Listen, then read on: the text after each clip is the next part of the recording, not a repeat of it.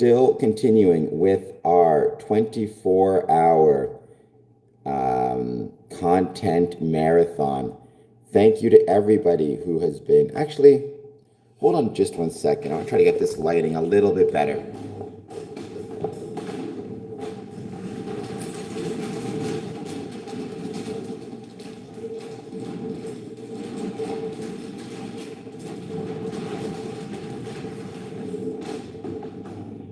I think that should be better. Yeah, I'm happier with that.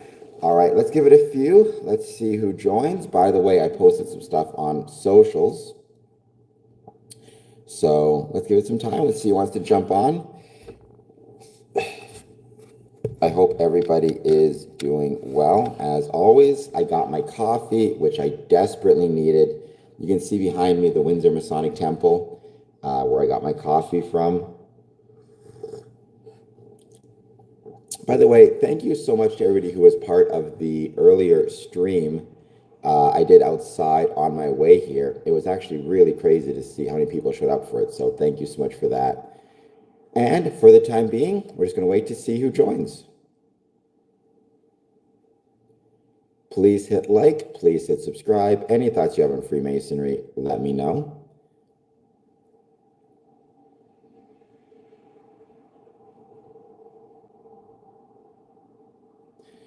I was really impressed when I was outside, the number of people I got checking out the stream. So that was really cool. So thank you so much for that. Let's see what we got here.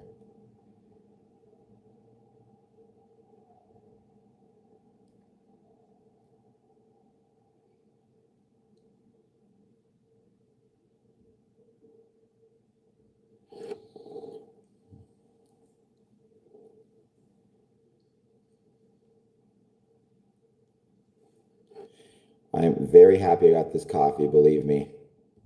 I needed it.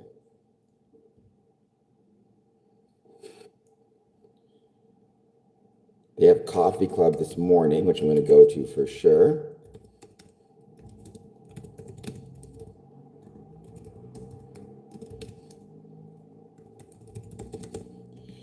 I hope you guys enjoyed my discussion this morning about Freemasonry and where it'll be in 50 years, or where I think it may be in 50 years. My concerns about where it's going to be in 50 years as well. Hello, Manfred. Please hit like and subscribe. Abisk, please hit like and subscribe. Let me know if you have any thoughts on Freemasonry, positive, negative, or neutral. The purpose of this channel is to promote the ways Freemasonry was and is relevant to the communities which it's located. We are currently in the middle of a 24-hour content marathon. So let's wait to see who joins. I hope you guys are doing well. I talked today about where we think Freemasonry will be in 50 years. I think the better question today, technically it is today, will be what? Oops.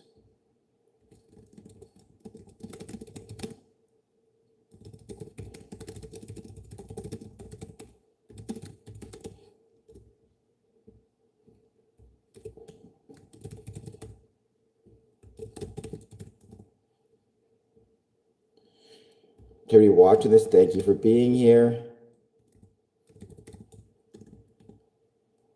I start to spell things incorrectly. It's just because I'm very tired. Cologne, welcome. Thank you for being here. How's it going?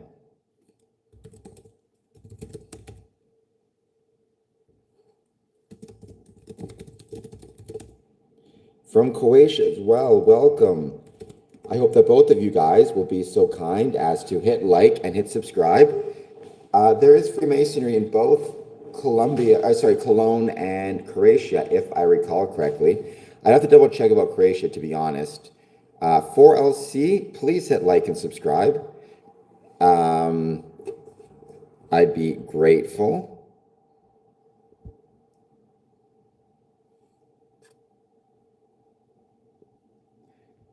And to everybody who is hanging out, thank you all for being here. Thank you. So how are you doing? How is your day going? How are you hanging out? Any thoughts on Freemasonry you want to share? Or really, it could be anything you want to talk about, to be honest. It's great to see this channel growing, and that is thanks to everybody who's here supporting it. So thank you for that. Well, then I'm glad that you're here. Thank you to YouTube for sending you my way or sending me your way. Hello. Yes, I'm back once again. Sports highlights. How is this day treating you, or this right now moment treating you? I know you just saw me not that long ago, but you see me once again. Oh, we got the jokes. And we had a great stream yesterday. I'm hoping today it might be possible to maybe see some growth, maybe see a record. I don't know. It'll be close. That's right, Reggie the Milkman. How do you know I have no legs? I don't recall seeing you on any of my streams before. Are you new to the stream? Please hit like and subscribe. Pokeniter, I am streaming because I want to talk about the ways Freemasonry was and is relevant to the communities in which it's located, and turn my passion for Freemasonry into profession by creating content. So, like, subscribe, let me know your thoughts on Freemasonry, answer the question, check out my previous work, etc., etc. There is Freemasonry in Japan. The Grand Lodge is located in Tokyo, if I recall it correctly. Let me just double check.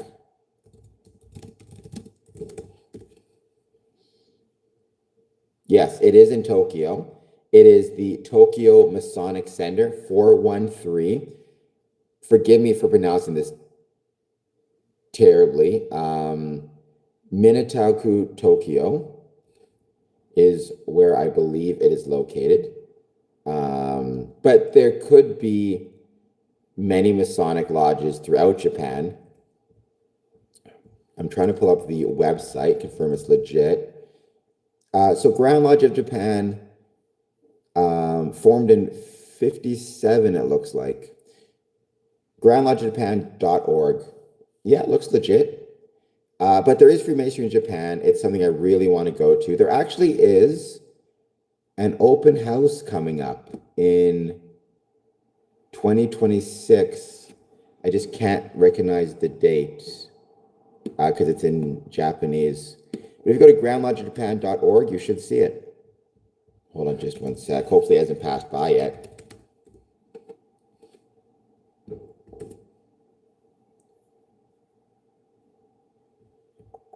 What day?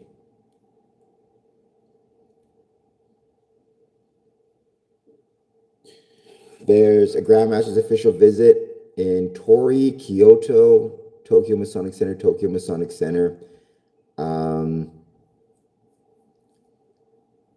So yeah, I was already accepted, so they're too late. They can try to get rid of me if they want to, but they've already accepted me even with my big forehead.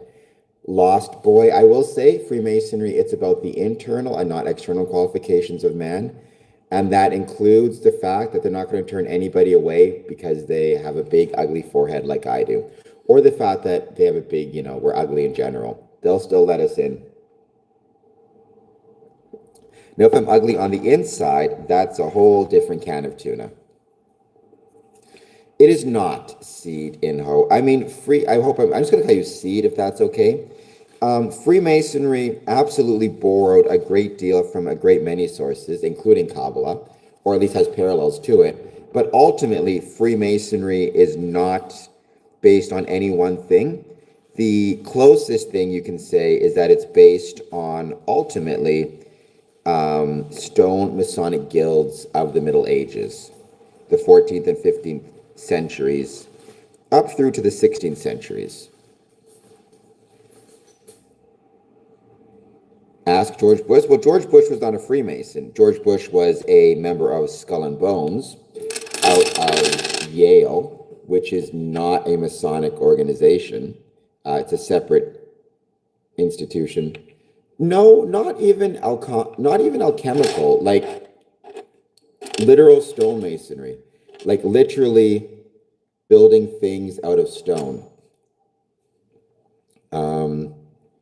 right? And so it's not a alchemical. It's rather simply, again, the building of things out of stone. I paid for mine. You paid for your masonry. Well, that's good, because Freemasonry and stonemasonry are different things.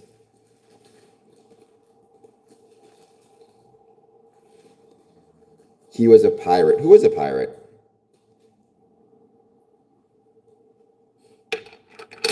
People have been making things out of stone for millennia. It's one of the coolest things about what we as men are capable, not men, like human beings are capable of doing, is building things out of stone. So yes, absolutely.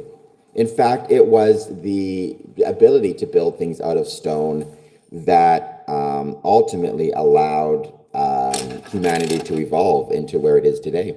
Please hit like, please hit subscribe. I'm talking about from like 3.2 million years ago, but it's been important parts of our history, important parts of our religion and food storage and the ability to create permanent settlements and et cetera, et cetera, et cetera. And so all of that has helped to get humanity where it is today. You know, humanity is a story of stone, and so is Freemasonry, to its credit.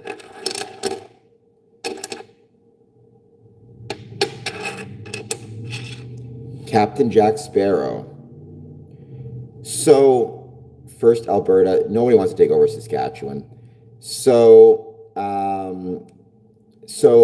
in the Middle Ages in Europe, right, you had stonemasons who were literally tradespeople. They built things out of stone. And then they created guilds, which were basically like trade unions, the purpose of which was to help train their membership, as well as ensure that their membership and their tradespeople were taken care of. So it was professional trade union, which of carpenters, or not of carpenters, of craftsmen who worked with stone. They also, however, had a social function. They would go out for events, they would support one another, whatever it might be. And so over time, non-stonemasons, people who wanted to be part of a social club without the professional component, asked if they could join. And they said they weren't going to work with stone or pay any money, or they weren't going to work with stone or try to take jobs, but they would contribute to the lodge through dues and in exchange become a member of the union, of the guild.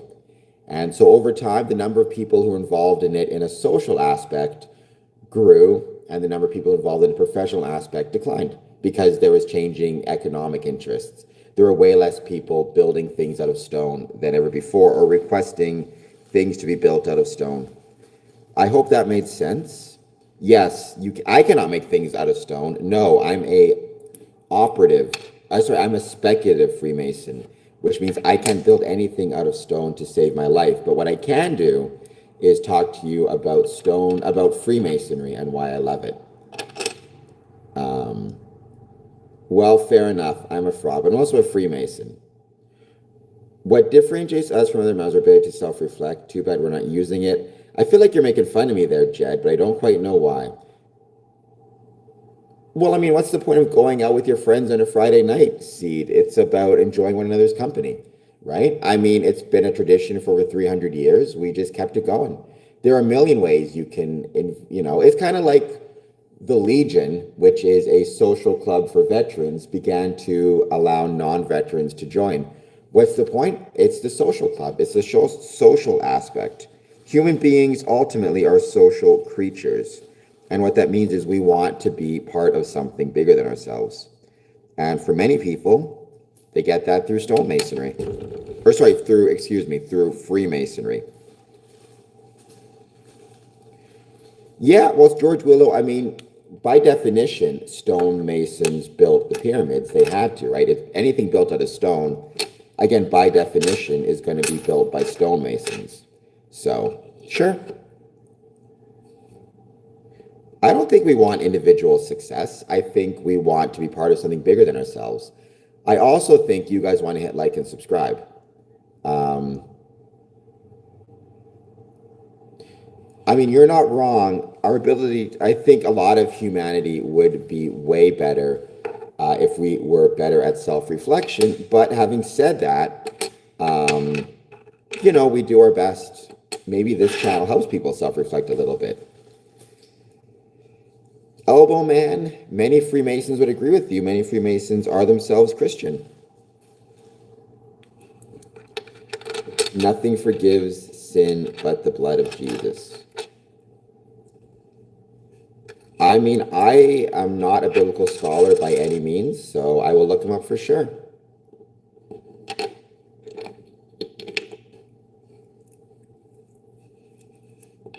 So what is wrong, Dat? Be a loser? Boy loser? Dat boy loser. Took me a second there. We're not following the Morning Star. We're not following anything. Freemasonry is not about following any figure. Each individual Mason will have his own beliefs.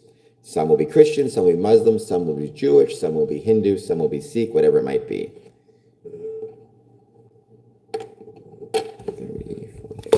Oops, sorry about that. Let's get this better set.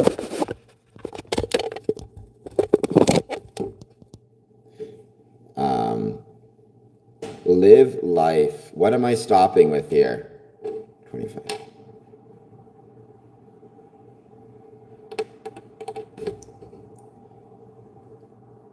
Odin, the Morning Star is Jesus.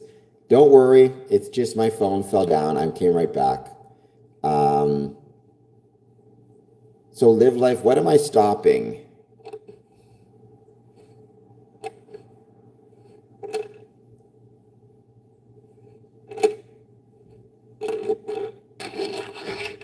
Hello, Gravel's World.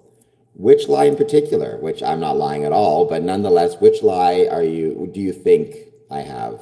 I'm not from England, but I was born and raised in Winnipeg, but my dad is from England. He was born and raised in a little town called Haltwhistle.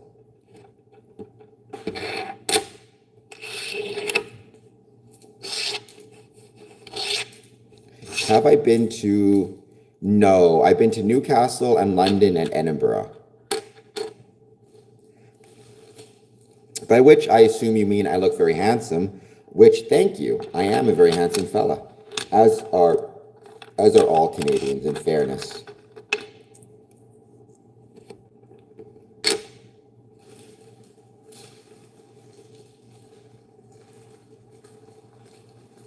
We are just going to keep hanging out, wait to see who joins. As always, please take a moment, hit like, hit subscribe. Any thoughts you have on Freemasonry, let me know. I'm in the middle of a content marathon, a stream marathon, and it's been going great. Streaming as much as I can over the next 24 hours.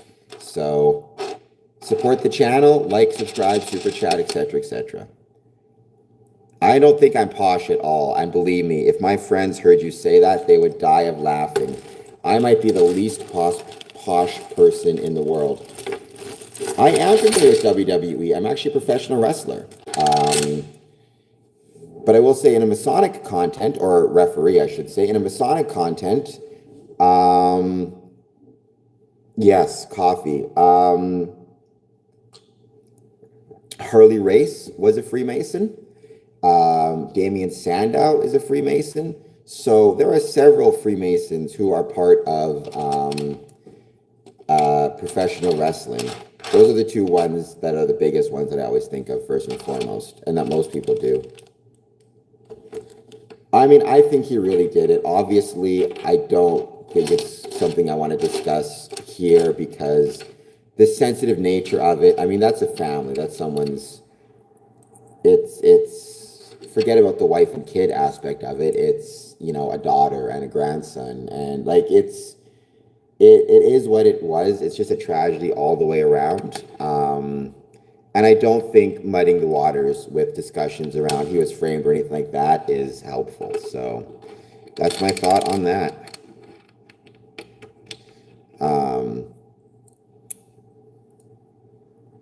Please take a moment. As always, hit like, hit subscribe. I would be truly grateful. We had a lot of success with the number of number of subscribers we have. We're growing in subscribers, we're growing in comments. So I'm grateful. No, we're not going to do that, Dat Boy. Again, that's somebody's family, that's somebody's wife, that's somebody's, well, obviously somebody's wife, that's somebody's daughter, that's somebody's grandson. Even Chris Benoit, I mean, that's somebody's son who, like, they have, it's not the type of thing that should be brought up lightly or taken in a light manner. So, no, I will not start that poll. What I will do is ask everybody to hit like and subscribe and let me know if you have any thoughts, as always, on Freemasonry. The Wikipedia edit, I mean, I think same day is possible, especially if a police officer or something had some inside info and wanted to get it out there quickly. Maybe he was a huge wrestling fan or who knows why. I'm not willing to use that as sufficient to, push against the, I guess, established narrative. When it's something like this and it's literally people's lives, you either know for sure or you don't. And if you don't know for sure, you don't say anything. And I mean, I'm sure people found out. I'm sure, a police officer mentioned something to the wrong person or who knows. That stuff is not impossible to me, that it could happen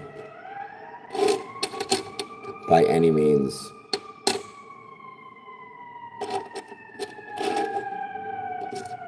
Not in the same building, in the same city, but again, people were talking and somebody heard. I'm perfectly happy to accept. And if it turns out I'm wrong, then I guess we'll find out at some point, maybe when I pass away and whoever's above me lets me know all the things I was right and wrong about. But for the time being, it's not something I'm going to entertain. Jump in the chat. Please hit like. Please hit subscribe. Any thoughts you have on Freemasonry, let me know. Eventually I will. Eventually we all will. Which, by the way, is okay. We all have to go sooner or later. That sounds creepy, Dat Boy. I don't want to be alive forever. I think maybe some of what gives life its value is the fact that we're not going to be around forever. Please take a moment, hit like and subscribe. Chronic King. I am not Christian. Are you asking me, like, what do I personally believe or what do Freemasons believe? Because Freemasonry is not a religion. Many Freemasons are Christians. Many Freemasons are Jewish. Many Freemasons are Hindu and Sikh and Muslim. Every Freemason will have his own opinion on Freemasonry. For me, I'm not a Christian myself. I definitely think Jesus existed as a person, as a teacher. The supernatural aspects of it, it's not something I believe in. But that's because I'm not Christian. Don't know much about what. What are the benefits of Freemasonry? So there is no single benefit to being a Freemason, right? Every Freemason will have their own benefits they receive from it. For me, part of it is it makes me feel closer to my grandfather, who passed away before I was born, but he was a Freemason. I also, developed certain skills. I became more temperate, more patient. There's definitely a social safety net aspect of involved. It's nice to know if I'm ever in real trouble, I have a group of Masons and friends I can go to and ask for help and ask for support, which is a really wonderful thing. Beyond that, every Mason has a different reason they love it. It's tough to say. I would say very often a big part of it ultimately is that Freemasons have a desire or a recognition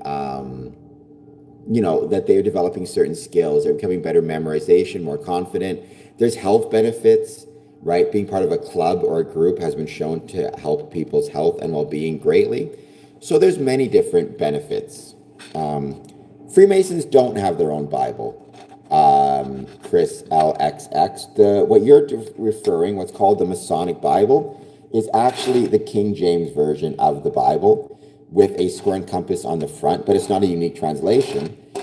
It became a tradition that after somebody got to the 3rd degree, they were given a token or a gift to congratulate them. Sometimes they were given a coin, sometimes they were given a pin, but very often, because they were Christian and Freemasonry was primarily, or most members were Christian at the time especially, they would be given a copy of the Bible with the square and compasses on the front, and a space in the inside for people to sign who are there for the first, second, and third degree.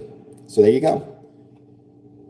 Again, it's the King James Version. It's not if you go to most churches, I think they use the King James Version. I can't speak to biblical translations and all the different types, but to my knowledge, it's the same King James Version of the Bible that most people have in their house.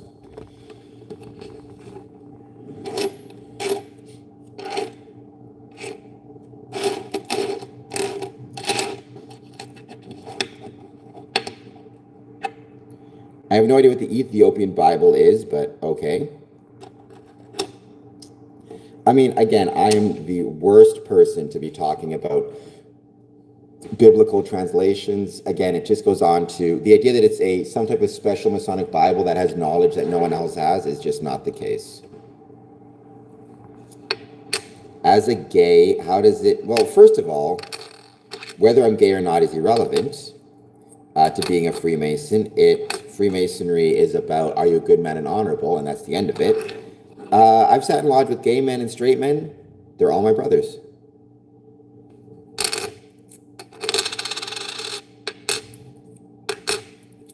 $55.60. We have, if anybody's interested, coffee club today at the Windsor Masonic Temple from 8:30 to 10:30. I'm going to go to it. Everybody who is in Windsor, if you want to check it out, just $2 for wellness cup of coffee. That's what I'm doing with all this change.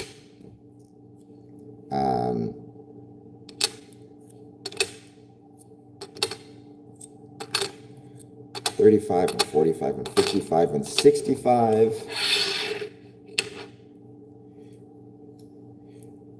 When 75 and 85. There you go. I've got enough change for coffee, but if you guys were really cool, you'd give me $2 in a super chat so I could actually afford to buy coffee. I will say this, the very first crush I ever had was on Lisa Wilcox from Nightmare on Elm Street Part 4. And Nightmare Part 5. Actually, that's not true. The very first crush I ever had was on the nurse from Nightmare on Elm Street Part 3. If you know, you know. Let's see. Poll 16 votes. What is the best indicator of a Masonic Lodge's health? If other, leave comment. Attendance 44%, membership, ritual, finances. It's interesting to me that ritual proficiency actually scored as high as it did. I find that interesting. I was not expecting it. I was expecting it to be membership and attendance would be the top two. The fact that ritual proficiency is above attendance, I find interesting. Or sorry, ritual attendance is above membership, I find very interesting.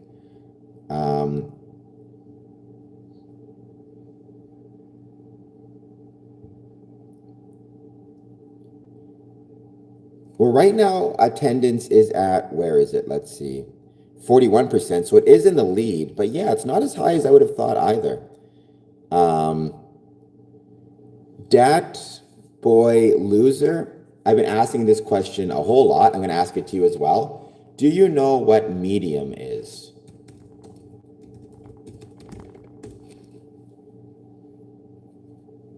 All right. I don't think you're that chill, just a chill guy. You're kind of a jerk. Whether you are quote or quote touched at church, not going to make a difference to whether one's gay or straight. It is what it is. So, Dat Boy Loser, do you follow medium at all? Or do you know what medium is? Well, I don't want to convert you. Medium is not the type of thing you can be converted to. Medium is it's basically like YouTube for writing. In the same way I can go in here and publish just whatever I want, audio, visual. I can go to Medium and write out stories. They can be fiction, nonfiction, and publish them there. So it's basically just a platform. I wrote a few years ago a story on Medium called Meeting My Horror Heroes. It was all about meeting the cast of Nightmare on Elm Street 4 and 5, my two favorite movies of all time, as well as Part 3. And I would very, very much appreciate if you were to read it for me. And if you were to follow me on Medium, let me just pull it up and I'll leave the link for you in the description. In the chat, I should say. And you can join Medium for free. If you want to join and, pay money, you can do that as well, but you can join Medium for free also. It's called Meeting My Horror Heroes. Let me just pull it up. The whole purpose of this content marathon is to grow my content across multiple channels, not just YouTube, primarily YouTube, but also X, Twitter, Blue Sky, Medium, etc., etc. But let me see if I can do this.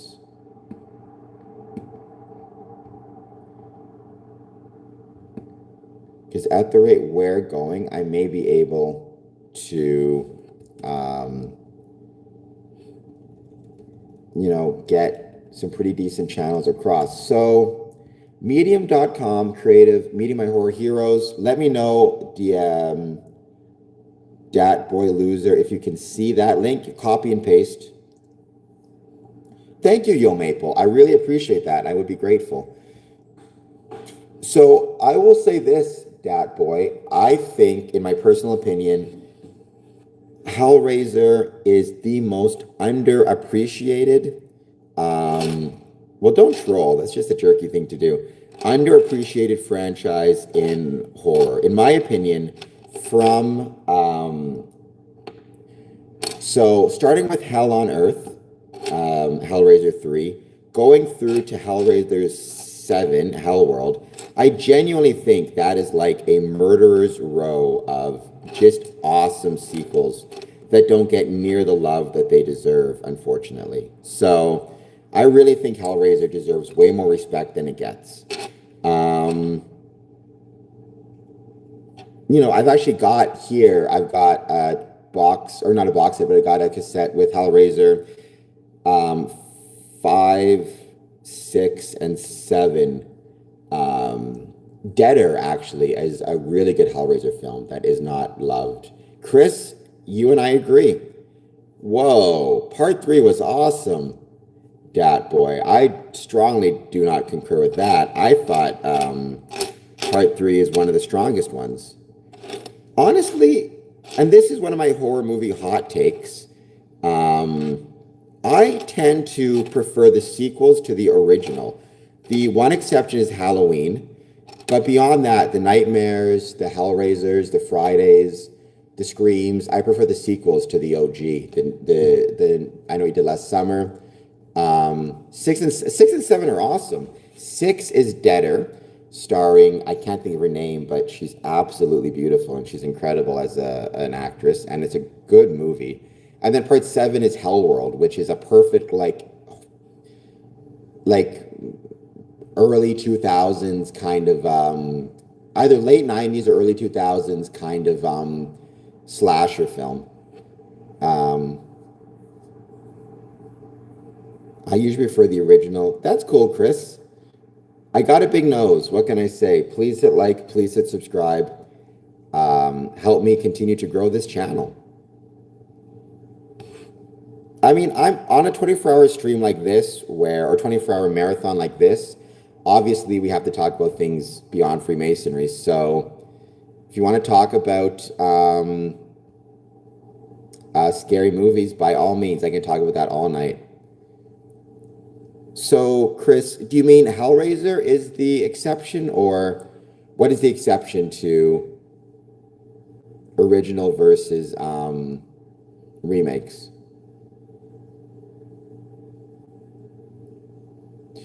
What do I say to practicing Christian brethren of varying denominations who claim Christianity and Freemasonry are totally incompatible? I mean,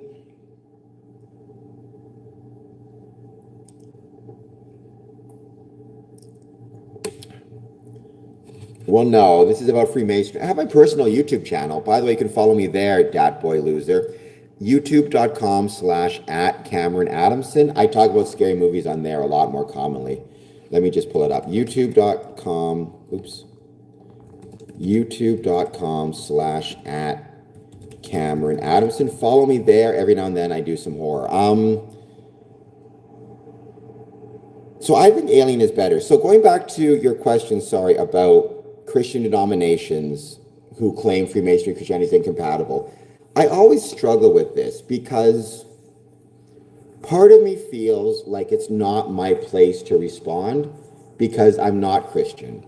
So it feels like it should be like one of my Christian Masonic brethren who's a better responder. And I mean, the first thing I could say is I've known many Christian Freemasons, some of whom are in positions of leadership in their church, that it makes it very hard for me to see how that could be the case, that the two of these things are not compatible. Beyond that, like, I would say it's not even a question of compatibility, it's a question of spaces. Freemasonry occupies a civic space. Christianity occupies a religious space.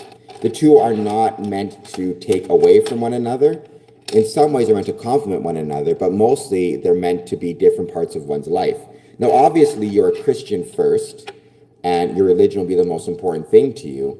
But beyond that, there are many examples of people within their lives who find, something they love outside of Christianity. It could be sports, it could be movies, it could be writing.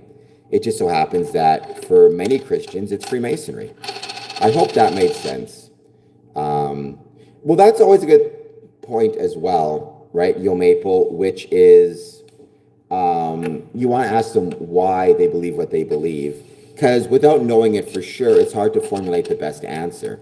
But again, I've known enough Freemasons who are not simply Christians, but heavily involved and engaged within their church to just know that's not the case. But I might actually send them to a Christian priest who's also a Freemason, I know. Might be the better answer. Derek, can you hit the like and subscribe? Sewer, I am. I'm doing a 24-hour content marathon. It's not 24 hours straight. Rather, it's 24 hours, occasionally with breaks, very rarely. I took one not that long ago, but even when I do a break, I'm still posting stuff somewhere, just not on, not while live streaming. But please hit like, please hit subscribe. I'm proud to say I'm at over 2,240 subscribers. Maybe we can get to over 4,250. That'd be really cool. Mirasan, hello. Jason, modern top 10 horror. All right, Dat Boy. Don't forget to follow me on Medium, though. Do you want movies or do you want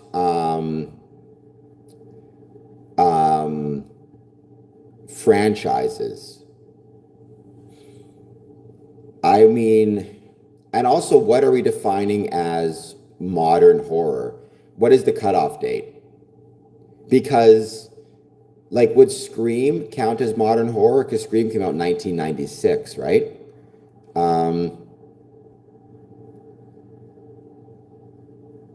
That's awesome, Jason Bender. I'm glad to hear that. I'm glad you get along with Freemasons. Oh my gosh, past 20 years. So 2000. By the way, Dat Boy, I'm on Letterboxd. If you want to follow me there, I'd be much obliged. So 2006 to 2026. I don't agree with that, Dat Boy. So right off the bat, Scream 4 is near the top. I think Scream 4 is the best of the Screams. Halloween 2 by Rob Zombie, then Halloween by Rob Zombie.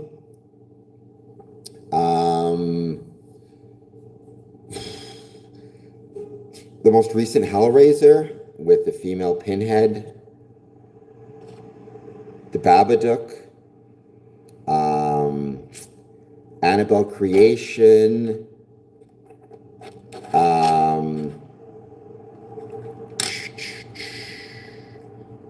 Oh my gosh. So 2006. I want to like not. I mean, you got to throw in Sinners, which is incredible. You got to throw in Obsession and Backrooms, right? I know it's probably recency bias, but they're so good. I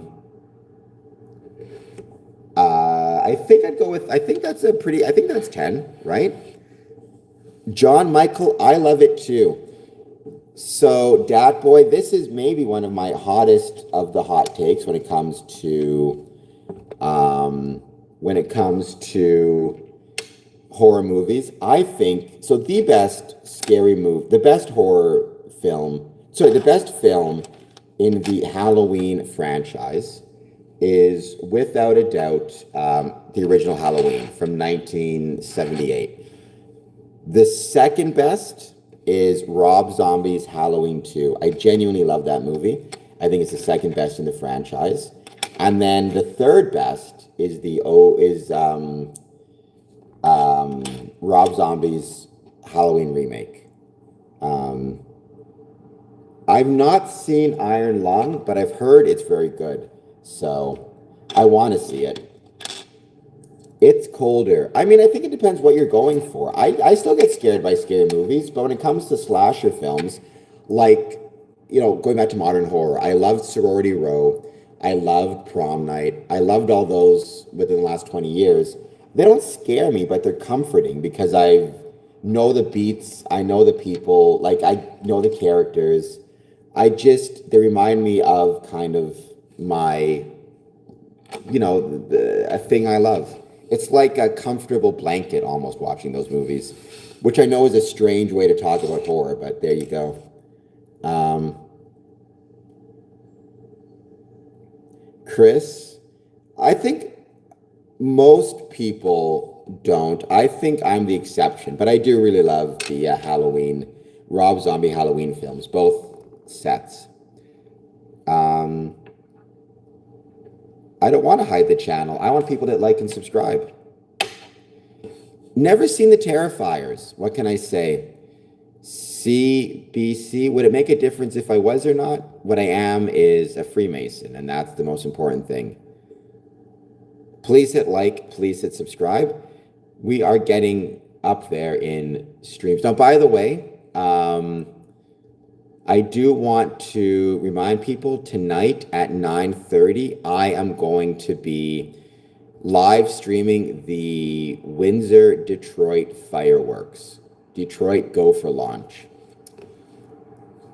Well, I mean, Chris, it could still be the case, even in the original Halloween.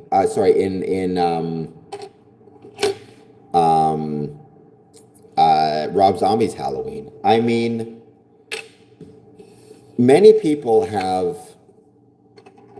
unfortunately, many people have childhoods no different than the childhood we saw in Rob Zombie's Halloween. In fact, many people have childhoods far worse, I know that sounds shocking, than what we saw in Rob Zombie's Halloween. And they don't end up becoming the next Michael Myers. I don't think they ever made it clear that that's what caused it. It's like everything else. You, as the audience, are left to make your own determinations. And we don't know in the original, necessarily, by the way, the type of life that Michael Myers was leading. We simply see it at the end, and we see the parents kind of looking well-to-do. Doesn't mean we don't know what's happening inside those walls. Do you have to know a Mason to join Masons? No, it's Collider. I mean, in fairness, you know me, so there you go. But no, a lot of people, unfortunately, and it's a shame, they think that you need to know a Mason to be a Freemason. Or they think you need to be invited. And as a result, they will just wait for someone to invite them. You can just walk up to a Masonic lodge, knock on the door, and express your interest in joining. And that's all you need to do. Now, that doesn't mean you'll be admitted into Freemasonry. There's a process to go through and steps to go through. But you can still at least start the process without knowing any Mason. It's one of the coolest things about Freemasonry. Well, I mean, I am a fan of the Nightmare on Elm Street movies more so than I am of the Halloween films. My favorite movie of all time is Nightmare on Elm Street Part 5. My favorite franchise is Nightmare on Elm Street, and my favorite Nightmare movie is Nightmare Part 5. But I do enjoy the Halloween films a lot. Like, I love them too. I just prefer Nightmare. Nightmare will always be my favorite to start with. So the idea of Michael being the embodiment of evil, which is always kind of what they played it up as, I don't think that it's necessarily the case that in the Rob Zombie films he wasn't that, right? I know people will always say that, but I think to a certain extent, it's still possible to see him as the embodiment of evil. Um, the psychological aspects of it in Halloween Part 2 is what I really appreciate. Hello, Dolly. Please hit like and subscribe. Tarsus. So, this channel is about Freemasonry, and it's meant to promote the ways Freemasonry was and is relevant to the communities in which it's located, as well as to share stories of Masonic interest. So my question there is, how would you best judge the health of a Masonic lodge or a Masonic club? Would you base it on how many people are showing up to meetings, how many people are members, whether they're showing up to meetings or not, how good you are at Masonic ritual, or your finances? Dolly, I am single. I have a cat, though. 77 vibes. Christine is awesome. Christine is great. I love Stephen King. By the way, everybody needs to check out Life of Chuck and The Long Walk. Good early morning indeed. I am Watkins. I hope you're doing well. To everybody watching this, if you're just joining, please hit the like button. Chucky is legit. Thank you. I mean, my eyes are a bit red right now because I haven't got a lot of sleep, but nonetheless, thank you for that. I agree. I actually talked about the Long Walk and how I think it applies to Freemasonry, which is a really interesting subject, probably for another day, but that was really fun to talk about. I'm not too proud to pretend. I definitely shed a few tears.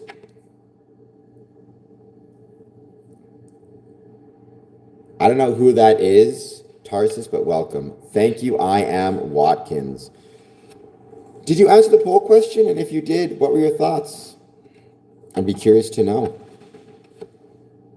We are in the midst of a content marathon. What that means is a lot of streams over the next 24 hours. Not without, like I will be breaking here and there, but it's going to be maybe 22 hours out of 24 hours streaming, which goes till 9 p.m., and then a stream of the Detroit Windsor fireworks. I mean, I would do a horror stream at some point. That could be a lot of fun. I'd have to ask you guys to vote on what movie you want to watch first. Hello, Willow Lilypad. Happy Pride Month to you as well. I've talked about Freemasonry and Pride and how we as Freemasons can support our LGBTQ brethren, so thank you for being here.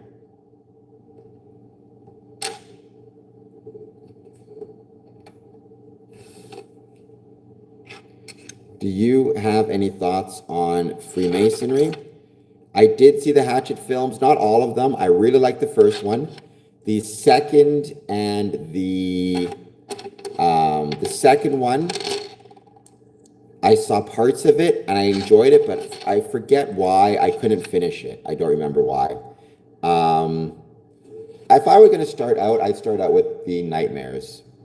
Behold a pale horse, says suck on these. I hope you will suck on the like and subscribe button.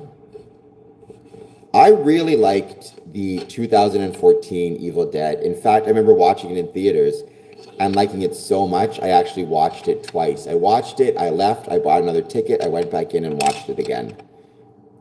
Say white lives matters. All right. I mean, Black Lives Matter also.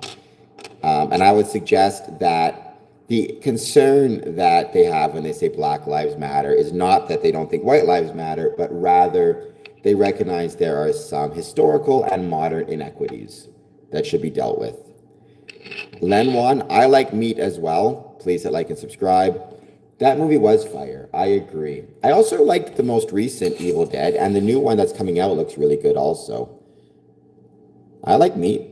Some Masons don't, which is fine, but I mean, we have vegetarian Freemasons. I don't support any of the Alphabet Mafia. I mean, I don't know what you mean by delusions. I mean, if somebody I mean, people know what's in their own mind better than anybody. Like, if somebody is attracted to a dude and they're a dude, then they're attracted to the dude. Like, I don't know. I don't think that's a delusion. Balls. Why would you hate vegans? What are they doing to anybody? I mean, I've said this before. I think we in Freemasonry need to make sure that we are doing our best to support any dietary restrictions that may pop up in Lodge. That could be anything from vegan, and vegetarian members to members with religious dietary restrictions to anything in between. Absolutely not, Balls Severian. Canada is not a white country. Canada is a country, and it welcomes men and women of all different skin colors and backgrounds and ethnicities, and I truly think that is one of its strengths. So no, I don't accept that. I think if you're viewing it in that way, it's not good. I mean, I think you can serve something with meat for every meal. I think that's fine. So long as you also have, non-meat options available. Well, Minotaur, I mean, all I can say is I'm not lucky because they're trans. I mean, I'm lucky to have the friends I have. In a couple of cases, they are trans, one female to male, one male to female. I mean, I don't know. They seem to be leading a pretty good life. To me, a delusion is something which interferes with your ability to live in a meaningful way. If through the action of getting whatever type of gender care they get, they're able to lead a healthy, happy life, then who am I to say? Right? It's not my place to tell people what they feel is right or wrong.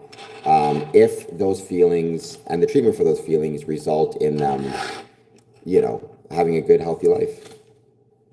Do I believe in religion? Hello, Judge Dredd.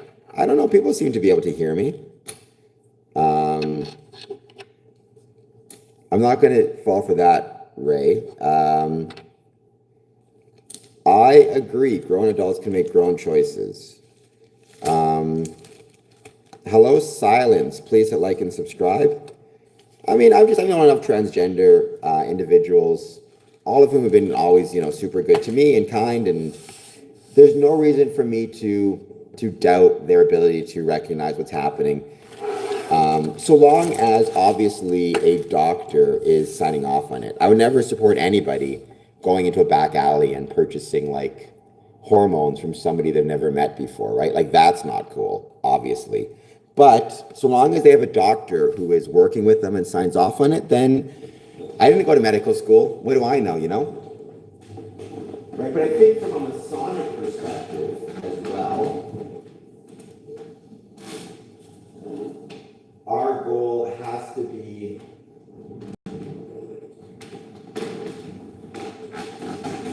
to be welcoming as much as we can be.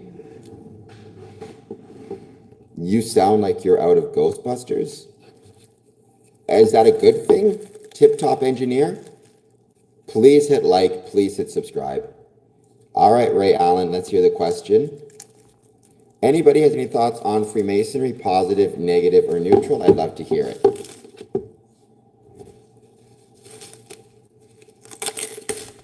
In a couple seconds,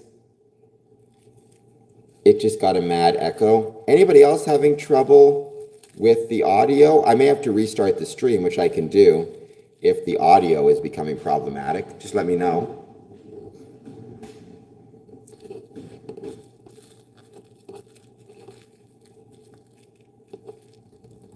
I mean,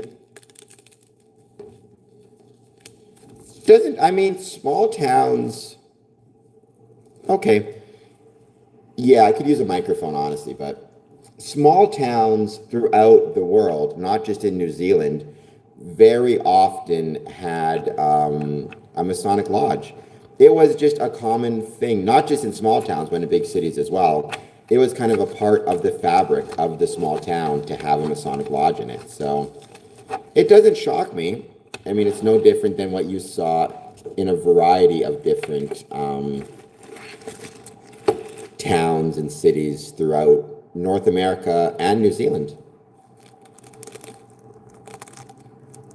No, I don't think you have an issue with it. You didn't sound like you had an issue with it. You sound like you're just asking a question about which you were genuinely curious.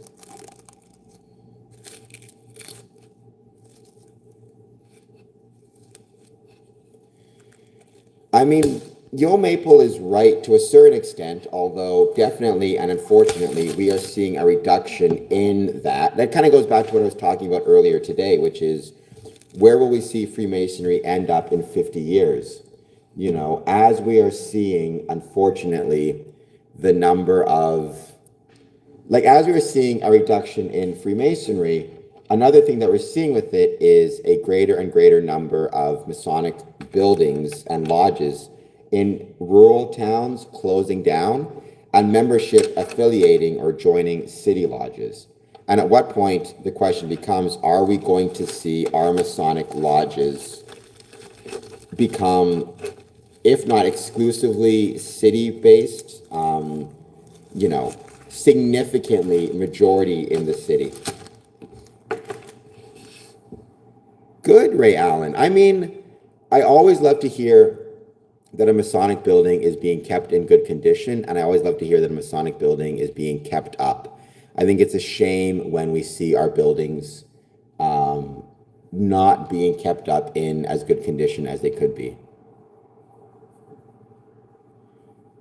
Either a current or historic one, Yo Maple, you're absolutely right.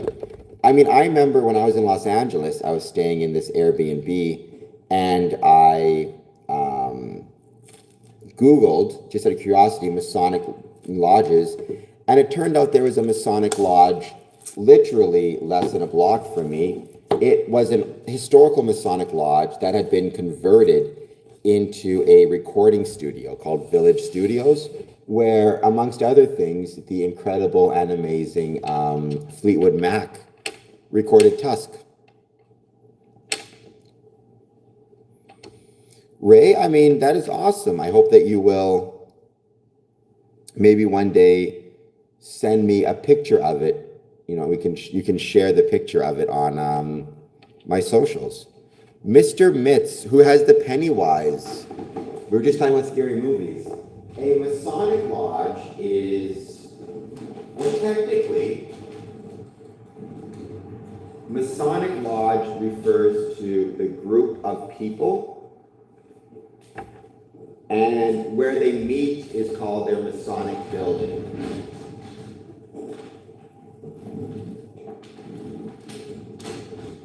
However, most people will say they're going to lodge to mean they're going to the meeting place. But so when somebody says, like, we have a Masonic lodge in our area, they're really not saying it correctly. What they should say is, we have a Masonic building in our area. The lodge meets in the building, but the lodge is not the building. But almost everybody, and I do it as well, will start out by saying, you know, we have a Masonic lodge in our area, and then we'll go from there to what we mean is the building in which the Masons meet. Mr. Mitz, please hit like, please hit subscribe, consider a super chat, and I hope that you're doing well. Any thoughts you have on Freemasonry, please let me know.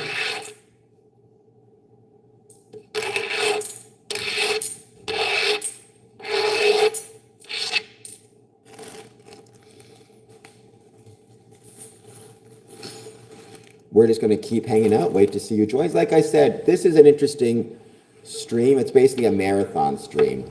I'm obviously didn't do 24 hours straight, but I'm basically streaming almost straight until 9 p.m. Then taking a break, and then 9:30 we will be having a live stream of the Detroit Windsor fireworks. I've been a Freemason for 20 years, so it's crazy to think it's been that long.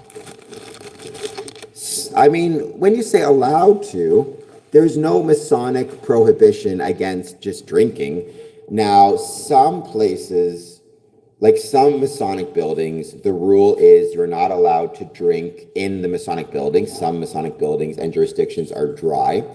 Not that many anymore, but that doesn't mean like what you do in your own time, so long as it's legal. Obviously, you shouldn't be drinking and driving or showing up to lodge intoxicated. But yeah, I mean, many Masonic lodges will have banquets and celebrations where they'll serve wine and whiskey and other types of alcohol.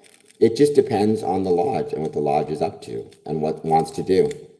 But obviously, anytime a Masonic lodge is serving alcohol, it needs to make sure it's doing so in a way that is, first of all, compliant with rules and regulations. So that means, for example, you need somebody there with Smart Serve in Ontario or whatever the local requirement is surrounding serving of alcohol. Thank you, Red Lemon. I'm in the midst of a 24-hour content and stream marathon. I'm not streaming for 24 hours straight, although I'm getting pretty close, but I am going on and off stream today up until 9 p.m. and then we are streaming the Detroit Windsor fireworks, which should be quite fun also. I don't know what you're referring to, but I feel like I shouldn't ask the question because I feel like it's probably going to be something I don't want to hear the answer to. On own time, yeah. I've known many Masons who enjoy a libation or two. Probably smart, probably very smart. What I am going to need to do pretty soon, though, is go and grab another coffee. This is one. It's delicious, believe me, but it's definitely not enough.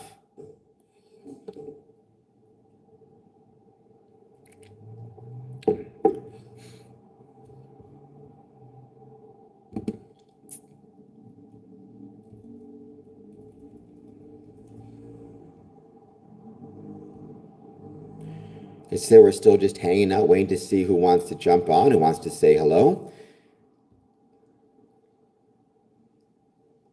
Yeah, ask away. I mean, I did want to talk about a few things. Most, I talked about yesterday, like Freemasonry in 50 years. I was going to talk a little bit about Freemasonry and First Nations because June 21st was Indigenous Peoples Day, but I do mostly just want to take questions.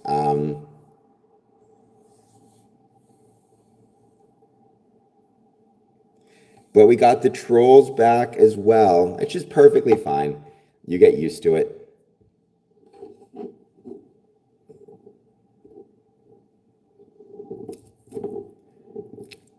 I mean, that would be a really cool thing to see, Yo Maple. The problem with conspiracy theories, right, is they're kind of self-fulfilling, or the accusation immediately negates the refutation, because it's like if I accuse you of being a criminal or something, right? Of course you're going to deny it. And that kind of defeats the whole purpose, right? It's like that's the challenge with conspiracy. That's why conspiracy theories are so nefarious and so dangerous, because whatever you say, people assume it just reinforces the original claim. So if you say, Freemasonry is not satanic, the response is, well, of course you would say that. What else would you say? And then you're kind of right back to square one. But they are interesting topics, and you're not wrong, Yo Maple. It'd be interesting to figure out how best to approach them.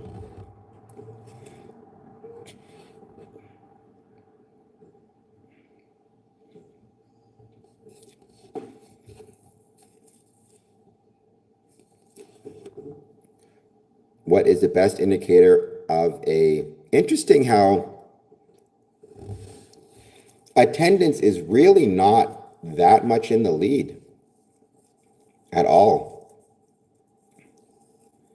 32% for attendance. Membership is at 23%. Ritual proficiency is at 27%. Finances is at 18%. I live in downtown Windsor. So, and I love Windsor. It's an incredible city.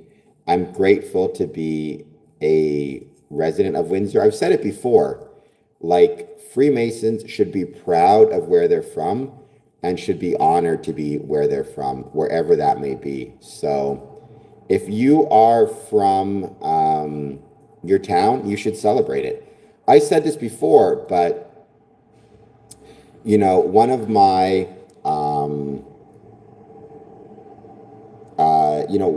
I was visiting a Masonic lodge in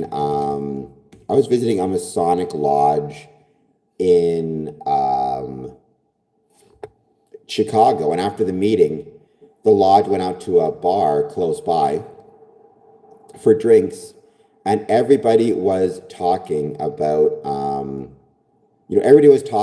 much they loved Chicago or all the cool things about Chicago. And that made me really happy to hear that the people of the town, the people of the city were supporting it. We as Freemasons need to be cheerleaders for our town because that creates relevance within our communities. And that relevance is necessary if we expect Freemasonry to grow. So Freemasonry is not religious. I mean, there is no open discussions of religion. In fact, we are told within Freemasonry, we are not to discuss religion or politics while in lodge. That's the way it's dealt with. It's just not discussed, which honestly is the best approach. I think sometimes this obsession we have with everything needs to be discussed. It's like, why? I don't need to discuss my religious beliefs with the person next to me, so long as we're both dedicated to this thing called Freemasonry. Same thing with politics, right? Why must we discuss politics? I think there's just way too much obsession with everything needs to be discussed. No, Nate Dogg, Freemasonry is not about religion at all. We have members of all different faiths, backgrounds, beliefs. You can even have people like me. I don't necessarily believe in any religion. My supreme being is the rational nature of the universe as expressed through science and as expressed through geometry.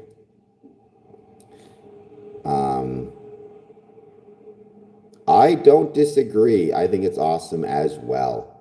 I mean, that's one of the things I love about Freemasonry is, unfortunately, in a world where so often we are told that people of different faiths and religions and backgrounds can't get along, the fact that Freemasonry creates this environment in which you can get along, I think and shows it's possible, and it's not that hard, is something I think is pretty incredible. Squeaker, that's one of the best questions you can ask, actually. How do you know I'm a Freemason?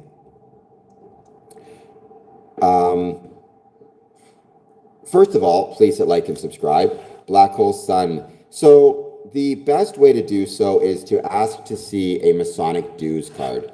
And that's true for anybody who claims to be a Freemason. I've got 5 Masonic dues cards. I mean, I'll show you this one because it's the best one. It's like the solidest one. Oops, green screen.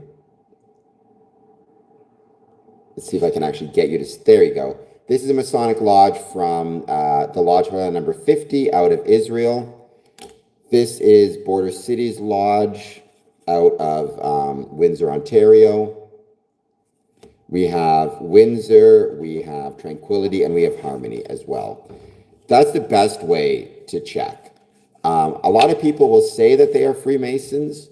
They'll wear a ring or a shirt or whatever it is, but that doesn't automatically mean they are one. Also, having people vouch for me, like Brother Michael Moore vouches for me on this channel regularly.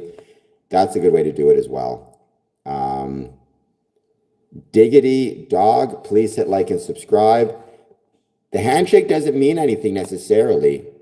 Unfortunately, Squeaker T, Or, I mean, honestly, I don't even think, unfortunately, I think it just is what it is.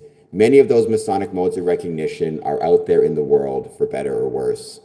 And the other thing is, you know, somebody knowing a mode of recognition, whatever that mode of recognition may be, that doesn't mean that they're currently a Mason or currently active. So they may know the modes of recognition, but then not have paid their dues and have been suspended or have gotten in trouble and got kicked out of lodge. You still need a up-to-date current dues card. Nate Dogg, there are not Masonic lodges in every country. There are Masonic lodges in most every country, but not every country. There's no Masonic lodges in Iran. There's no Masonic lodges in mainland China, but there is in Hong Kong and Macau. Many Muslim countries have either outlawed or simply have negative notions of Freemasonry. In those cases, very often you see Masonic lodges located on military bases, right? That's one of the coolest things to see is, for example, Dubai, Kuwait, you have Masonic lodges located on military bases, on American military bases specifically. But there's Masonic lodges in most countries. And truly, one of the most incredible things about that is I can travel around the world and visit Masonic lodges around the world. And that's something for which I'm truly grateful.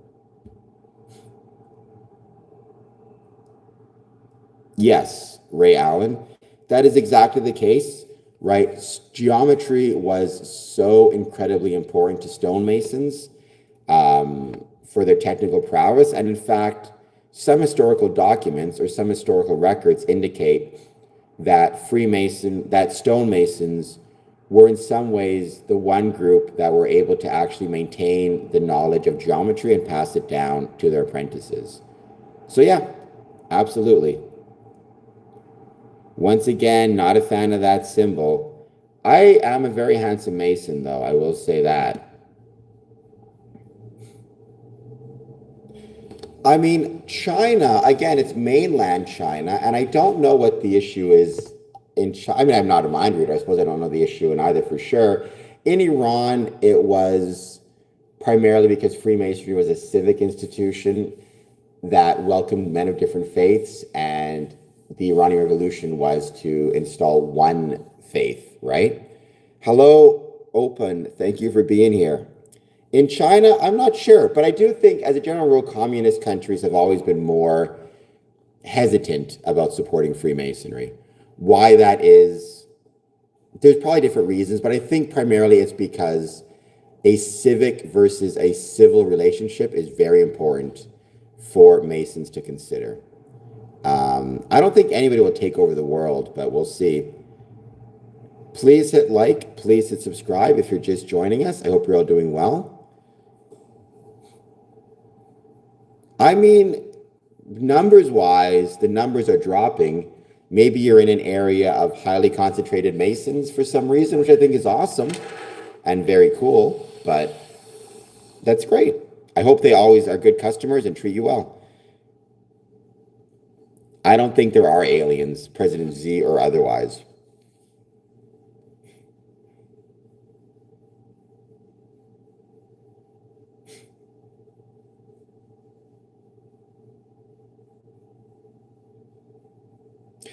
Black hole sign with the jokes. Well, obviously, Freemasons are not internationally politically conspiring with anybody. So, just keep that in mind, despite what some of the conspiracy-minded people will say.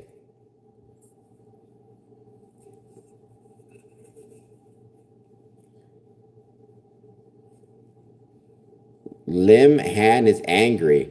I don't always see every comment, Lin Ham, so you need to calm down a bit, but maybe if I ignored you, there's a reason for it. What is a U.S. federal disclosure? I'm not sure what that is. Disclosure on what?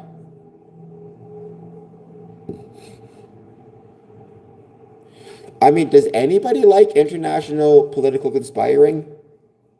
For the record, I mean, Freemasons don't do that. Freemasonry doesn't do that, but I don't think if governments think that we're conspiring politically with different nations, then they are sorely mistaken. Freemasonry is not political and it's not a conspiratorial organization. Oh, I don't think it's gaslighting. I just don't think it's anything. I just think it's kind of just made up. Not made up. Like it's none of the disclosures prove aliens ever visited Earth, right? It's just a way to distract.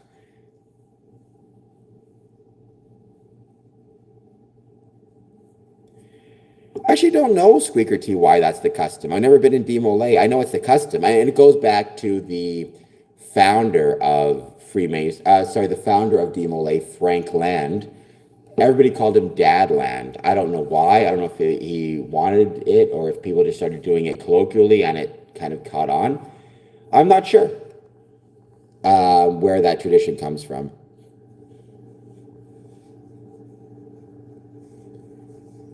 Both. I mean, I don't think there's any other intelligent life in the universe.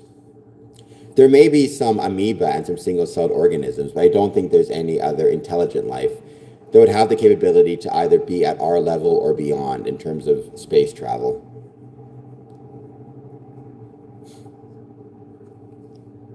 Well, I mean, if you found it odd, then that's perfectly okay, Squeaker, right? Like you kind of find what suits you and what fits you and what doesn't. I mean, I'll say within Freemasonry, we're not calling anyone dad, so I don't know if that'll make a difference at all, but it certainly is fair that if you find something odd or awkward, that you kind of step away from it.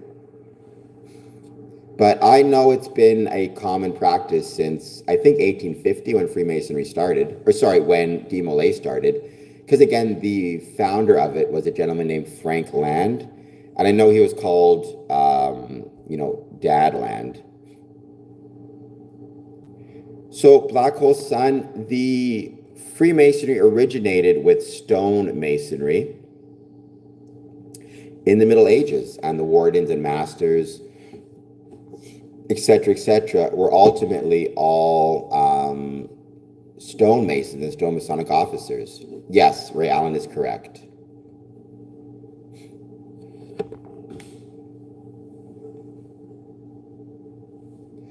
I think that's what a lot of people think. Universe is just too big and it would take too much time for us to actually reach anybody to speak to, which could be true. I just think if there was intelligent life, we'd probably see signs of it at some point. Like we wouldn't see, that doesn't mean they would be able to visit us, but we would see something beyond what we see. Ahmed Kandasau, what's up with you? I hope you're doing well. I hope you'll take a moment to please hit like and subscribe if you're new. Let me know if you have any thoughts on Freemasonry. That's true, but life should be life has had 14 billion years to develop somewhere outside of Earth. So just keep that in mind. Ray Allen, and I am very much concerned that we might be finding our way into a great filter if we're not very careful with how we as humans proceed. Sorry, Ahmed. This is not the place to ask. I mean, unless it's me, ironically enough, this is not the place to ask for money. I'm very sorry. I hope there's some resources maybe in your area that can assist you.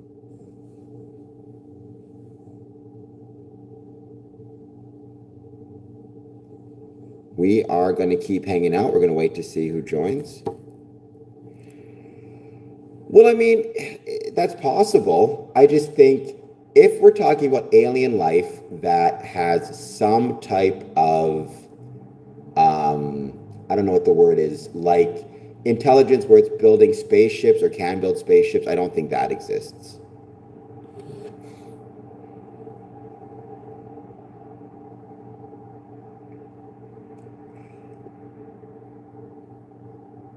Black Hole Sun, I meant to ask, I need to get some coffee, as you can tell by that yawn. I meant to ask about the esoteric spiritual side. I mean, I wouldn't use the term spiritual. Esoteric, I mean, throughout history, people have kind of added to it and taken away from it and modified it.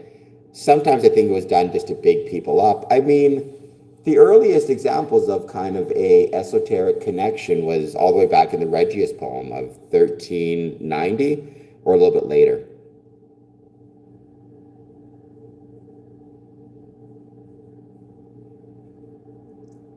I mean, I've never heard of any governments telling us that it's non-human in origin. I feel like it'd be a bigger news story if they said that. I'm sure there's been flying objects that they could not identify, but that doesn't automatically mean they're aliens. It just means we don't know what they are. Um,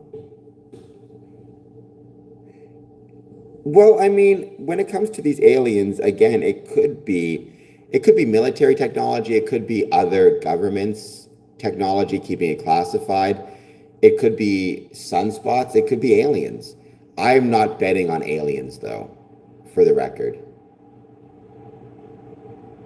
Well, the fact that it's not made its way anywhere outside of that makes me question its validity. If there ever was proof that aliens existed, I suspect every single news story would be covering it 24/7 because it would be too big of a story to not consider.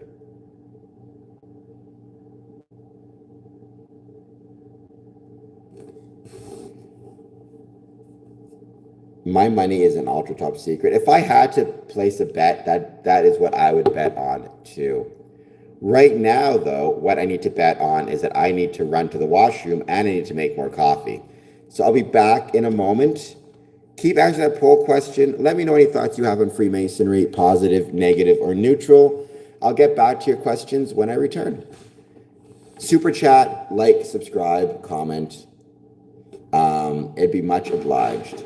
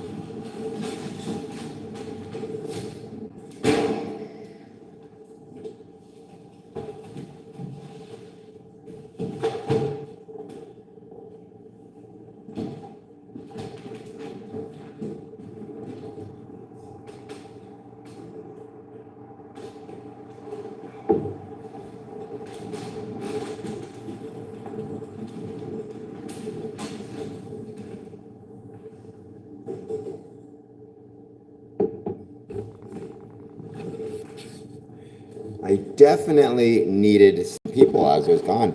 Needed something cool to drink quickly while I wait for my coffee to cool down. Pepsi.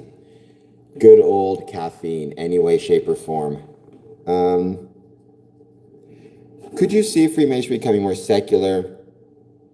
I think so. Yeah, it wouldn't shock me. The extent to which whether that's a good thing or not, I think is debatable. But I can definitely see. I mean, the thing though is, we are nerds. 7. Please hit like and subscribe. The thing is to keep in mind, like Freemasonry already defines the term supreme being so broadly that a lot of people would argue it's kind of already secular de facto. It's not religious, so it's more secular than any. But even that, you can pick different terms for it. I think you could use the term secular already to describe Freemasonry.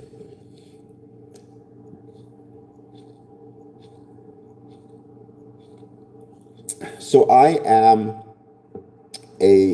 by the way, I like the question because at least it's uses the right term, degree, as opposed to like rank or level, which a lot of people will say.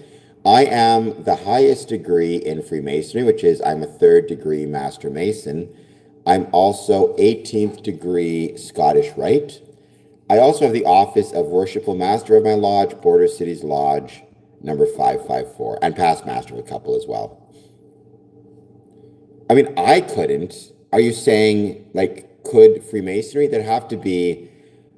I mean, first of all, it's not a single governing body that controls Freemasonry. So, in theory, even if it was removed in Ontario, it would still exist everywhere else that already has it. Every jurisdiction would have to agree to do so. I don't think it would happen ever. Freemasons like tradition, but I think they'll just keep on expanding the definition of supreme being until it's like the universe itself could be a supreme being type of thing. 3rd, Squeaker. The 3rd degree is the highest degree in Freemasonry, not the 33rd. Well, 19th is consistory. I forget the names of the degrees. I never went beyond 18. I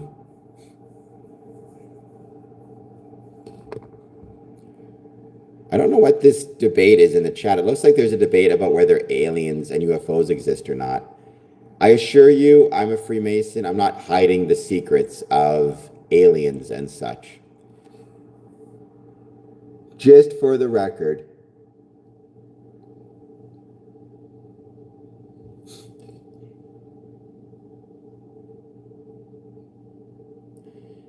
Timelines. Do we got a flat earther happening? I don't know how much water curvature in a 50-mile pool.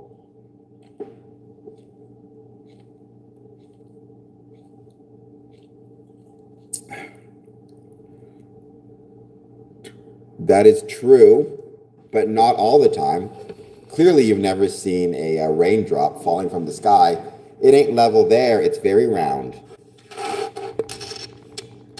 Tom McGregor, hit like and subscribe.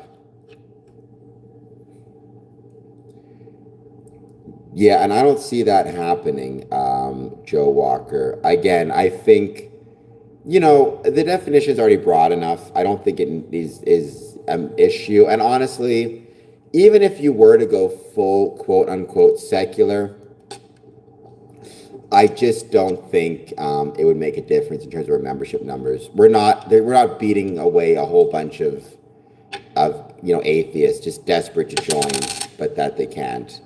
On the roof of totally, Black Hole Sun, totally. Timelines, I feel like that's vaguely anti-Semitic. Trump is also a Zionist, a fake Jew. I mean, there are some Jewish people who are Zionists. There are many Jewish people who are not Zionists, who are actually anti-Zionism. In the same way, there are many just non-Jewish people, some of whom are Zionists, some of whom are not Zionist.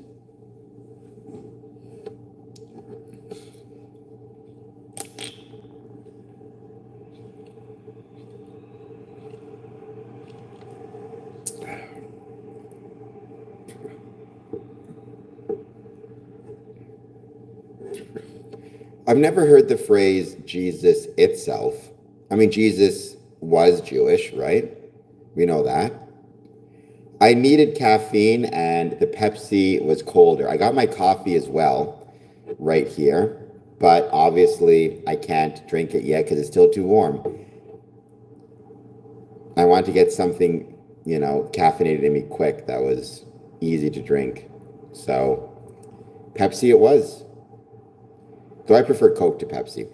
59 votes. What is the best indicator of a Masonic Lodge's health? Attendance is at 37%, so it's still the highest, but not as much as I thought.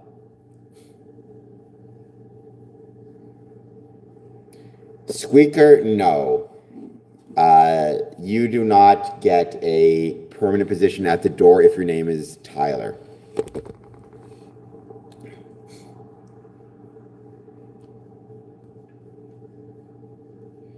I think I remember that slogan.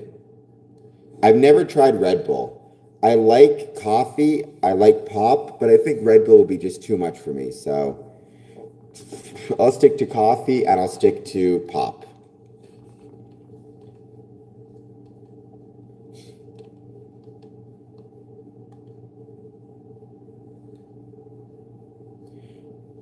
So we know a third degree was added. I mean, relatively early.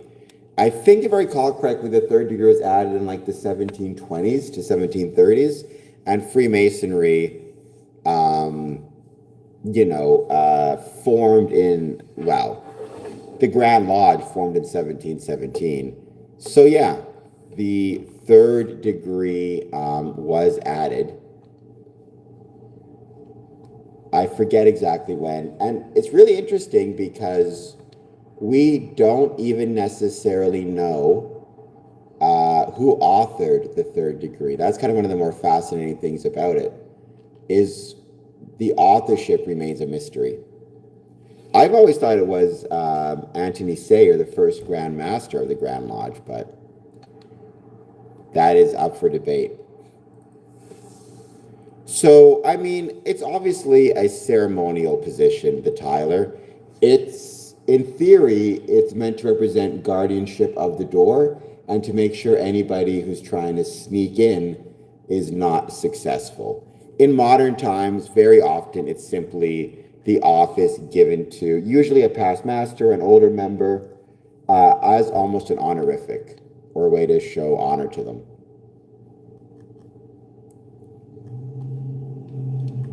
There's very often given a sword. I've even seen in some cases them given a lightsaber to use, not a real one, obviously.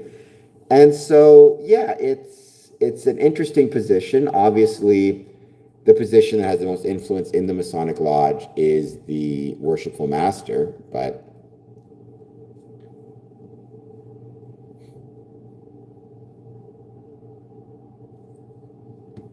we still got a fight happening about UFOs. At the end of the day, guys, neither one of you will ever be able to prove your point. So just keep that in mind. It's not as though anybody at the end of the street will be able to know for sure. So, just keep that in mind. It's one of those incredibly unfulfilling debates because ultimately there's no way for you to know.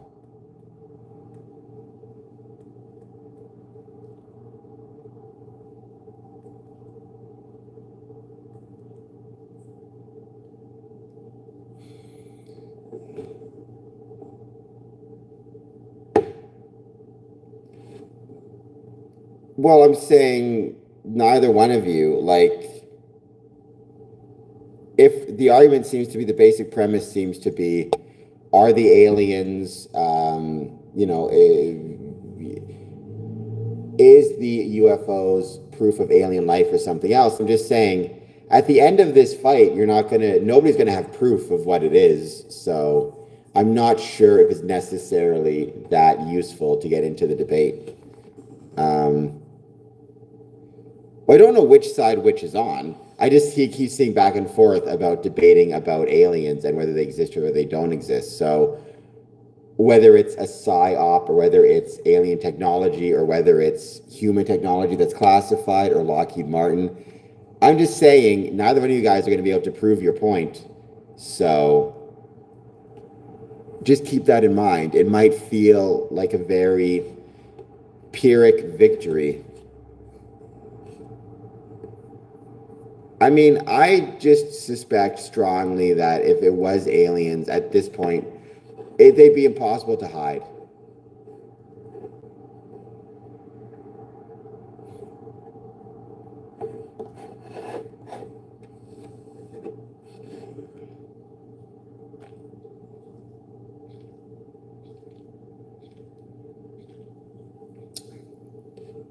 Because it's on YouTube and it's in the comments section. I mean, you couldn't even prove 2 + 2 = 4 in a YouTube comment section. If the other person says 2 + 2 = 5, you're not going to be able to do anything about it. I mean, eventually his bank account won't balance and his, he might end up not being able to pay his bills. But when you're debating in a YouTube stream, you got to understand you're not ever going to get a satisfactory result from it. Because neither one of you are going to be able to prove your point to the other in any efficient manner. I mean, even in a debate, to be honest, very rarely did the two sides leave and, come across and say something to the effect of like, oh, I guess. I've never seen a debate end where one side or the other actually comes to some type of common understanding. You might be the fool as well. Silence is violence, right? I'm not saying who isn't the fool. I'm just saying it's dumb to make these debates. It's dumb to get into fights on YouTube comment sections. And if anything, it shows a lack of intelligence on all sides, on all parts. It does. It does look bright within us at the moment. I mean, I would say social media has a tendency to bring out the obstinate amongst us, or our obstinate characteristics, or our obstinate qualities, if you will. Oh, for God's sakes. I mean, I don't know what a self-provable point means, but maybe nobody cares that much about aliens in fairness.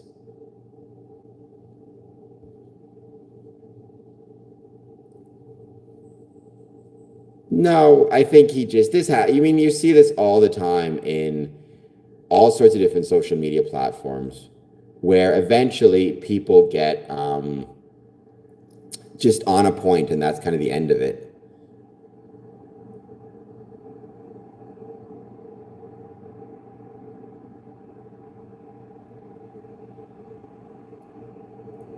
Black hole. So I'm guessing you either don't believe in aliens or not afraid of aliens. I mean, like I said, it's highly doubtful. I mean, in my opinion, I don't think aliens exist. I think we are alone in the universe. I would hope that the fact that we are alone in the universe would give us pause, maybe, and make us more respectful of human life or just life in general. Because it's one thing if there's aliens zipping around and we can see them and we know they're there, how, that might make us feel a little bit more like it's okay if humanity ends because there's these aliens and they can carry on life in our universe. The fact that we don't see alien life zipping around, one of the issues is maybe we should be a bit more respectful of the life we have here on Earth. And maybe we should not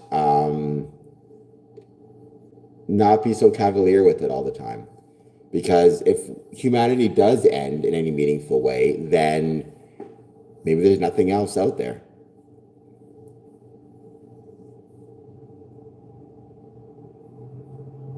That is true. You were right about the Jewish plus sign.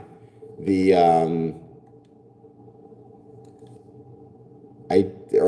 Jewish sign instead of plus. Although in fairness, it wasn't all Jewish people. I guess it's a certain sect that's in like Israel that won't use the plus sign because it looks too much like a cross.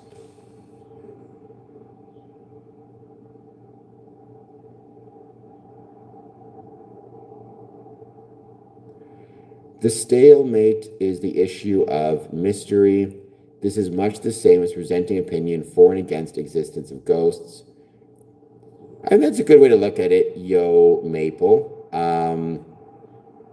Right? I think that there's Welcome Zig, who put in a lot of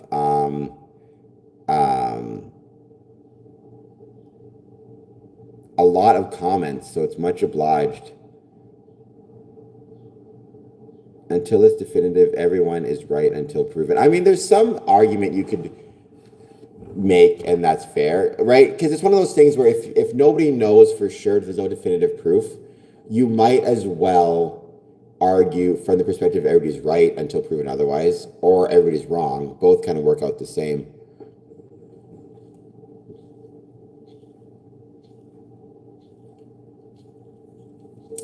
I think silence is on the other side of it, that they don't exist. I'm on the side that they don't exist. But that's me and my humble opinion.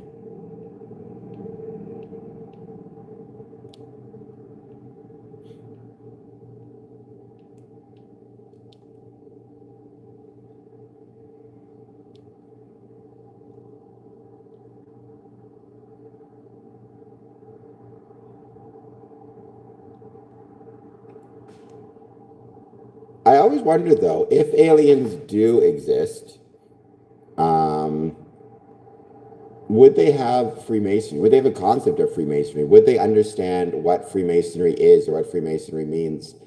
Because you think about it, aliens, if they existed, I'm not saying they do, would have to evolve on a planet, assuming that planet has rocks and stones of some sort, which I'm sure they would. Would they have an understanding of the idea of building things from stone, of stone masonry? And as a consequence of that, would they have developed some type of similar organization to Freemasonry? I always thought it would be interesting.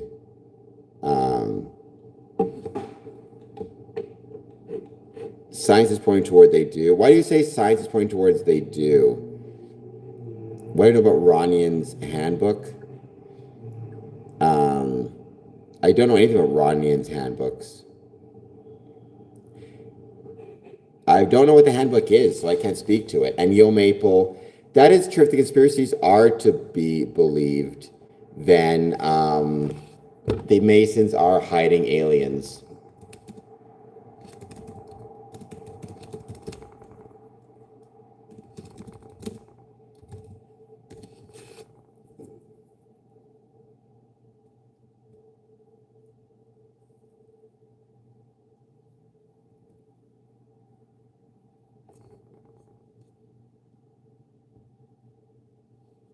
So I don't see any congressional testimony saying there's alien technology. I see a National Security Report, July 27th, 2023. 3 military veterans testified in Congress's highly anticipated hearing on UFOs Wednesday, including a former Air Force intelligence officer who claimed the U.S. government had operated a secret multi-decade reverse engineering program of recovered vessels. He also said the U.S. would recover non-human biologics from alleged crash sites. On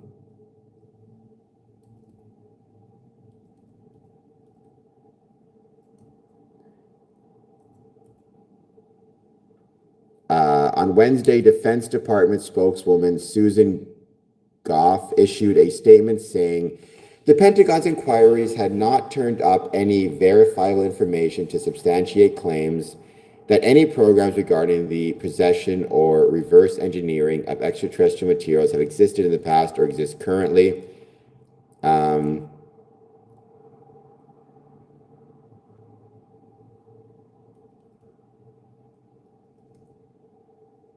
While he refrained from sharing any further information in the public hearing, he offered to disclose details behind closed doors, which is always very questionable. He hasn't personally seen any alien vehicles or alien bodies, and that his opinions are based on the accounts of over 40 witnesses he interviewed over 4 years in his role with the Unidentified Aerial Phenomenon Task Force. I don't know. That sounds pretty suspect to me. I mean,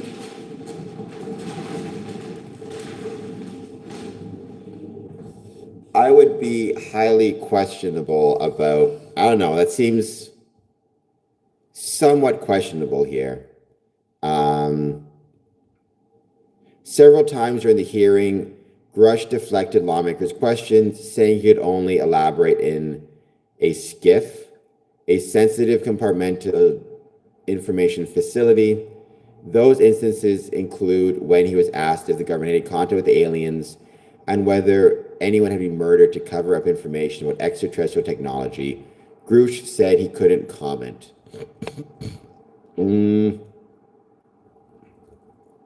I mean, I don't know about this. Retired Navy Commander David Fravor offered the panel his own eerie account of a UAP encounter captured in 2004. Pentagon released the video in 2020. Flavor described being flabbergasted when he and 3 other service members saw a white tic-tac shape flying object emerge over San Diego coast in California. I mean, I don't think any of this, I don't know. A 22-year-old from New York who asked to remain anonymous. I mean, if the debate is whether aliens exist or don't, I don't think this proves anything. If the debate is people testified in Congress to the recovery of alien technology or alien biologics, it looks like the guy played it pretty fast and loose with what he was saying. I'm not sure if I would buy that, especially because it looks like he gave no comment to a lot of it. He had been denied access to some government UFO programs, but he knows the exact locations of UAPs in U.S. possession. Again, he doesn't say they're alien.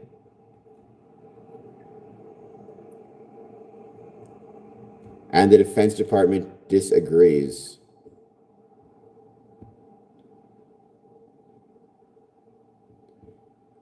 There is a little federal website. I know about that. They disclosed a whole bunch of stuff. I don't think any of it proved aliens, but I'm just reading this report from NPR.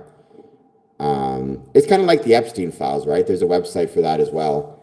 I don't know how much of the I don't know. I don't think any of that is proving the existence of aliens, is my point. I think if any of this stuff proved that aliens existed, there'd be a lot more coverage of it than there is. Like, I watch Breaking Points a fair bit. I know, like, Sagar and Jetty is huge into alien UFOs. I feel like if there was proof, he'd be jumping down with it every day. Cam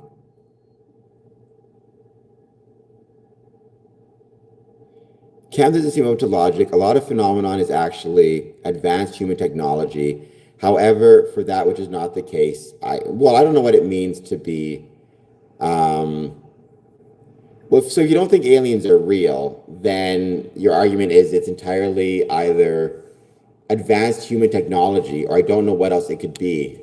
It's either non-human technology and life, or it's human technology that's been classified for whatever reason, or time travel, I suppose. I don't know what else it could be beyond those 3 things.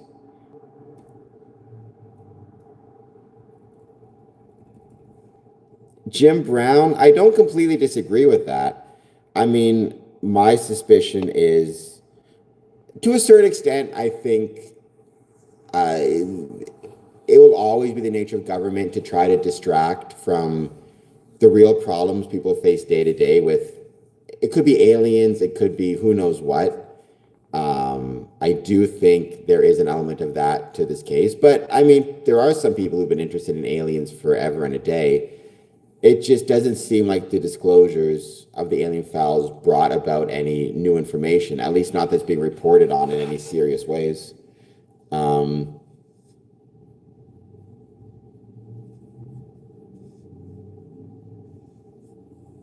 Well, I mean, that's, of course, silence and violence. It's either real or they're lying. I mean, those are your two options. Or they're wrong, I suppose, is the third option, right? It could be, or like we're all wrong, right? Those are the three options. It's either aliens, uh, the people claiming it's aliens are lying, or everybody's wrong and it's just something we don't know what it is. I would go with the third. We just don't know. And I'm not seeing any evidence that would sufficiently tilt it towards the first two. Um, they know exactly what it is. I think Ray is correct. The idea that it's just those two options is silly. It's a lot more than just two options, right?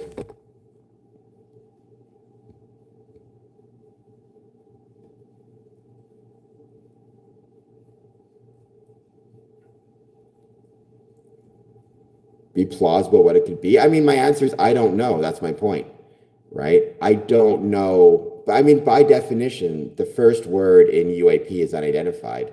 So I don't claim to know what it is. That's my point. I don't make any judgments. I don't think it's aliens, but I don't know, right? If I had to take a guess, like if you were to put a gun to my head and say, what do you think is most likely? I would say, I think it's human technology that is classified by either our government or other governments. But who knows?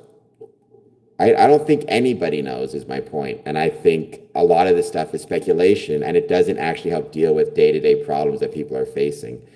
And I also think it doesn't help much with Freemasonry either and the problems that Freemasonry is facing, right? That's why I kind of feel the same way a little bit about Epstein, about aliens, about all this stuff. Like, there are people who, and I know there are probably some people on this stream who, you know, they're thinking about, I don't know if I can put food on the table for myself. I don't know if I can put food on the table for my kids. And, you know, they're worried about how they're going to pay their rent. So when you're talking about that, I kind of feel like aliens and Epstein, it's interesting in a very theoretical way, but practically it's kind of like debating how many angels can dance in the head of the pin, especially when we just don't know. And I've not seen anything. I've not looked at the government disclosures. I've read some of those news stories. I've not seen anything that to me tilts it one way or the other. You know, it's always okay to say you don't know. I think honestly, I wish more people would just say they don't know. I think that would make the world a lot better place because I found that, you know, I don't see enough evidence to prove anything. I think again, if I had to make a guess, I'd say human technology that's classified, but it could be aliens. It could be something else that I have no clue what it is. Who knows? Maybe it is interdimensional aliens or interdimensional beings. I find that probably the least likely. But again, if I don't need to make a decision, why make the decision? You know, it's if somehow my remaining agnostic on this question was harming people, then I suppose I would just take a guess. But there's no harm in me saying I don't know. I'm leaving it at that.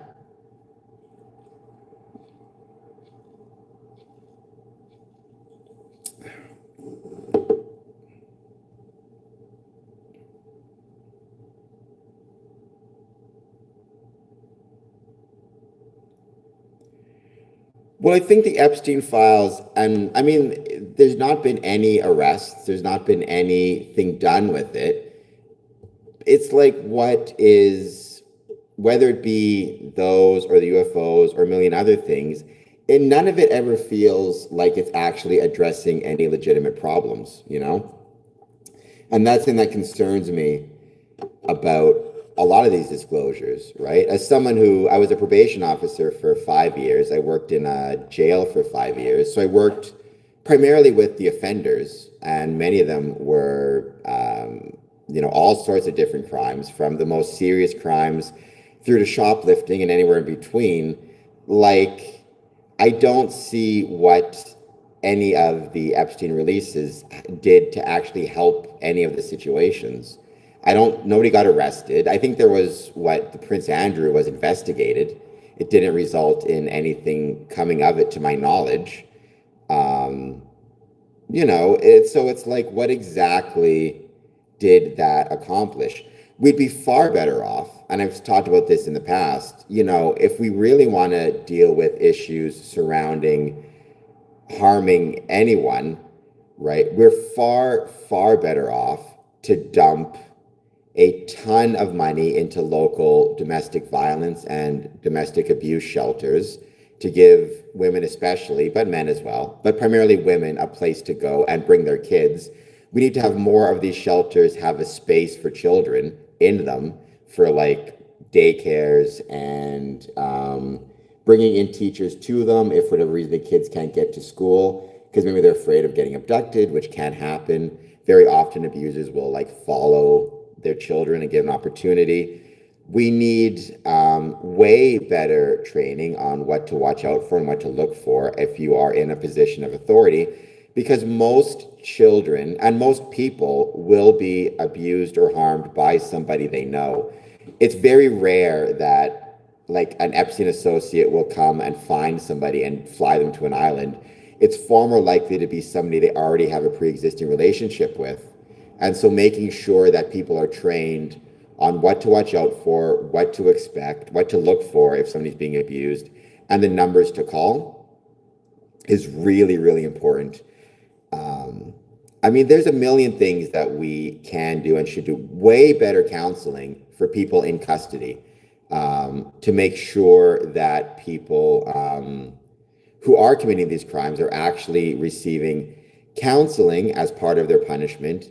Because unless the plan is to keep them in custody forever, which is one option, sooner or later, even if they have a 20-year sentence and they're arrested when they're 35, they're going to be released when they're 55, or a 25-year sentence or a 30-year sentence. That's still a lot of life afterwards, and we want them to presumably not reoffend, which means we want them to get counseling. I mean, I don't see the Epstein files as solving any of the problems.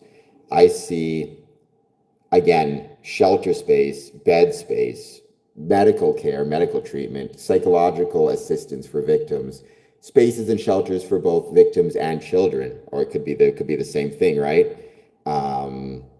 Better counseling in custody, more money for probation. Those are the things that will, by far and away, assist with reducing crimes against both children and adults, in my experience.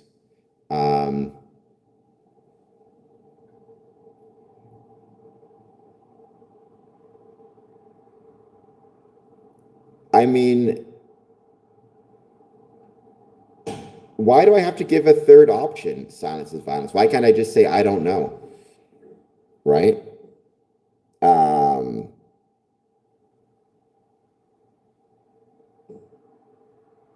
Right?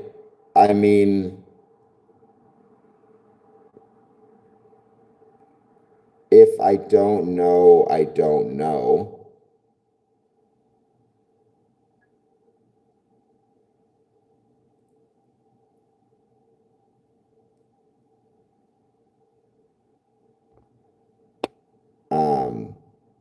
So is Order of the Eastern Star the only fraternal order? Well, I mean, it depends how you define fraternal. That's an interesting point, right? Because the Order of Women Freemasons they're primarily out of England and London and UK, but they do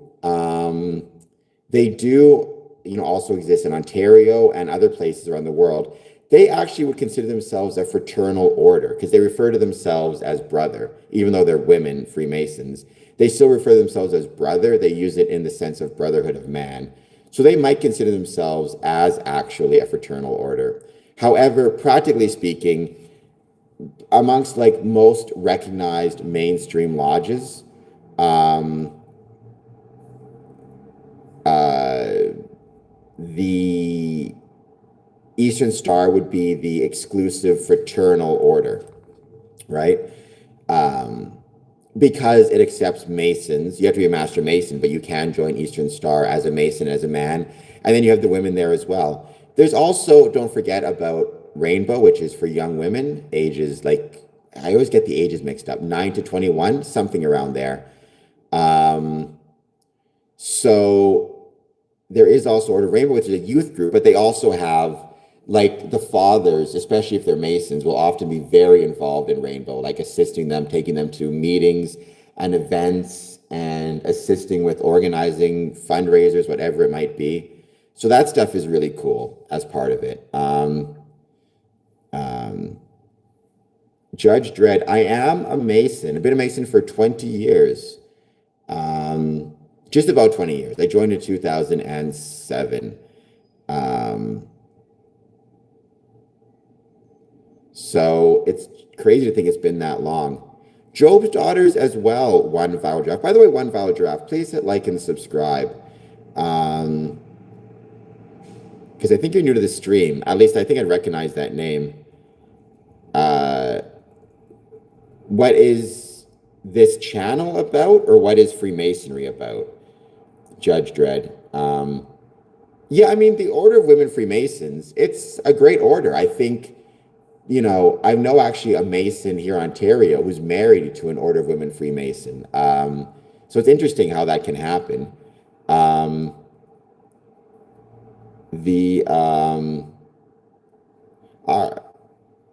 Don't skip breakfast. That's a good idea, Yo Maple. What is Freemasonry about? Freemasonry is a civic institution or a community group that has existed for about 300 to 400 years.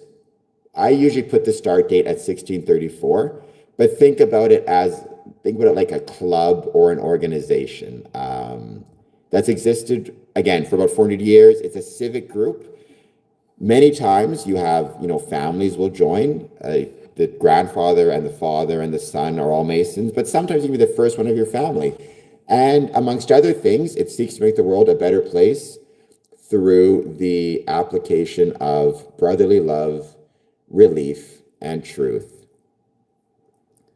And silence, you need to calm down. So do you, Zig. So do you. It's colder. We all need to calm down a little bit.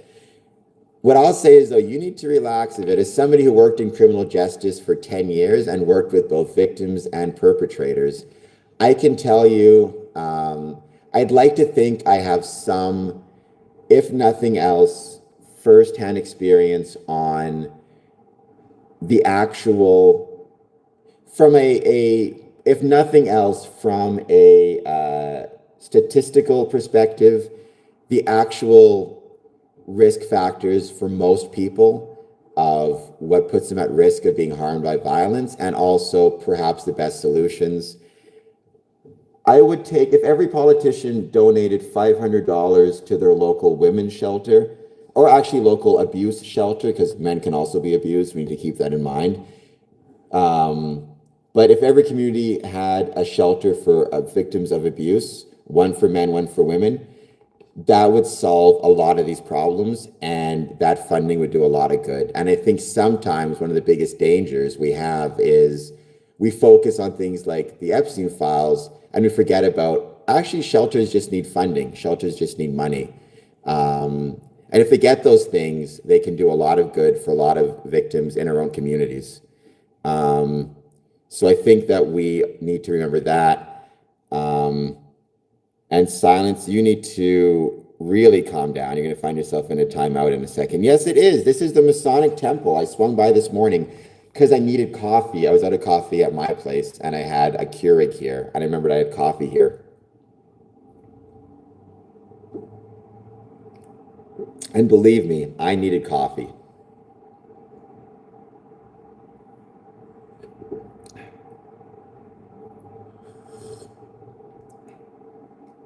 Even like O.J. Simpson, Gravel Lord Grape Sword. Even, O.J. Simpson, that's another example of, like, for lack of a better term, a big shiny object causing people to ignore what they can actually deal with. Like, I mean, I was a kid when the O.J. Simpson trial happened, but again, as somebody who later on in life, I worked with a lot of victims of domestic violence, a lot of female victims of domestic violence. It's like, again, can we just fund better our shelter spaces? Can we just provide opportunities for things like job training for victims? Can we get kids counseling as soon as they're dealing with, even if they're not, directly victimized themselves, getting them counseling for anything they may have witnessed? Like, that's what actually matters. That's what actually solves the most problems for the most amount of people. And I think it's unfortunate that sometimes these big news stories and these big releases, whatever it might be, it causes us to focus on these not fun, I don't know what the word is, like these these big grand conspiracies, but meanwhile, the shelter just next to us doesn't have the funding it needs to stay open on weekends, forcing women in abusive situations to go back with their abuser. And it's like, what are we actually looking at? What are we actually focusing on? And you see that so often. And I think it's just unfortunate, And so, and I think in some ways, that's even true of like the UFO files. It's like there are some fascinating and incredibly helpful things that we could do with technology in terms of making the world a better place for the people around us, and better modes of transportation, and faster travel, and better travel, and safer travel. But instead, we're talking about and debating whether these objects we're seeing are aliens or interdimensional beings or who knows what, or government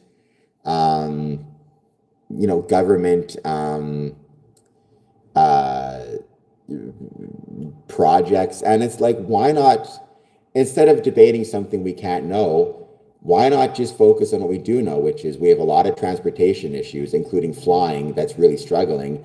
And maybe instead of imagining aliens, we just think about how can we travel better here on Earth or get ourselves to space. I think even Freemasonry sometimes falls into this trap. In fact, very often Freemasonry falls into this trap where, like, I'll go to lodges and their focus will be on, I don't know, like, who is Hiram Abiff, but meanwhile, they haven't taken the time to clean the front of their building or maintain their yard or take the fire inspector through the building to make sure it's kept safe, like, and have the fire reports done and fire inspections done. Like, usually the more boring a task seems to be, the actually more important it is, in my experience. And I think sometimes Freemasonry ignores the boring but necessary work to focus on the fun, exciting work, or whatever it is, right? And it's like, why? And so I think that's true. I think it's true for human beings as well. And sometimes that's because we don't know what the solutions to these problems are, right? If we're struggling to get more membership and we're not trying to fix it, it's fun to retreat into the more esoterics. And you see that with like some, I don't want to throw anybody under the bus, but you see that with some like Masons, where they'll talk about stuff that gets maybe attention or is interesting or causes debates in the channel. But the more boring stuff of, is your lodge properly insured and how do you get insurance? I think that stuff gets ignored, unfortunately, which is unfortunate.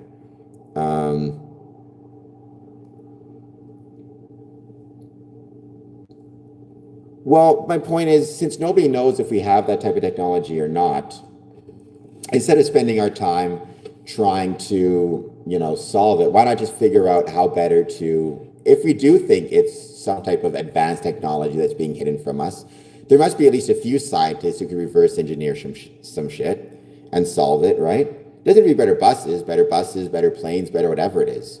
Ultimately, UAPs, right, which is a weird term. I prefer UFO, but unidentified aerial phenomena. It really is a question of transportation and moving shit around. And as someone who flies a lot, and I'm grateful for every chance I get to fly and for all the crew and stuff that make it possible, there are definitely days where you think to yourself, this could be done a lot better than it is presently. Um,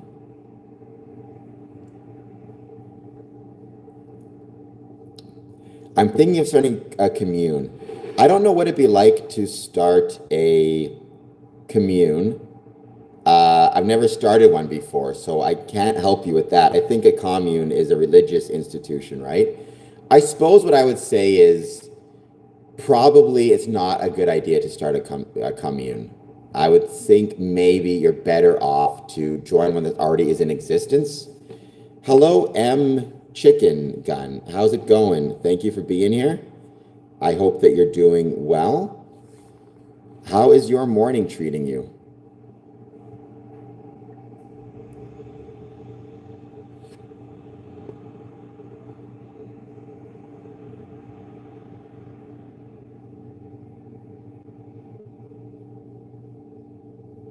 Well, I mean, the idea of 33 degrees and 99 degrees. 99 degrees is usually referred as Memphis Mizraim, which actually isn't recognized in North America, at least not to my knowledge anywhere. It is recognized in Europe and Russia. I don't know everywhere in Europe, but I know in Russia it is recognized. And it does go up to 99 degrees. But the obsession with degrees in general is kind of dumb. And it's not really helpful it's not helpful for Freemasons to chase degrees, nor is it helpful for, what matters is your third degree. That's the highest degree you can get within Freemasonry. That's the degree that makes you a Master Mason, that allows you to take part and be active in Masonic lodges, things of that nature, right? To take offices. In some jurisdictions, it's what allows you to vote in your lodge. All the rest of it, and I'm not knocking the Scottish Rite exactly, or York Rite or any of it, but what I am suggesting is very often there can be a real challenge of degree chasing, of the most important thing is to get as many degrees as I can. Just focus on your craft lodge and being the best Master Mason you can be. Beyond that, treat the other degrees as honors, as privileges, but don't forget, at the core, at the base level, you are a Master Mason first and foremost, and just focus on being the best Master Mason you can be. And whether you are in Russia and make it up to Memphis Mizraim and get your 99th degree, whether you're in North America and get your 33rd degree, whether you join the Shrine, whether you join the York, whatever it is you choose to join, it shouldn't stop you from focusing on your third degree and remembering that you're a Master Mason first and foremost. Yes, Yo Maple, that is when they let you see the center of the earth. As it should be.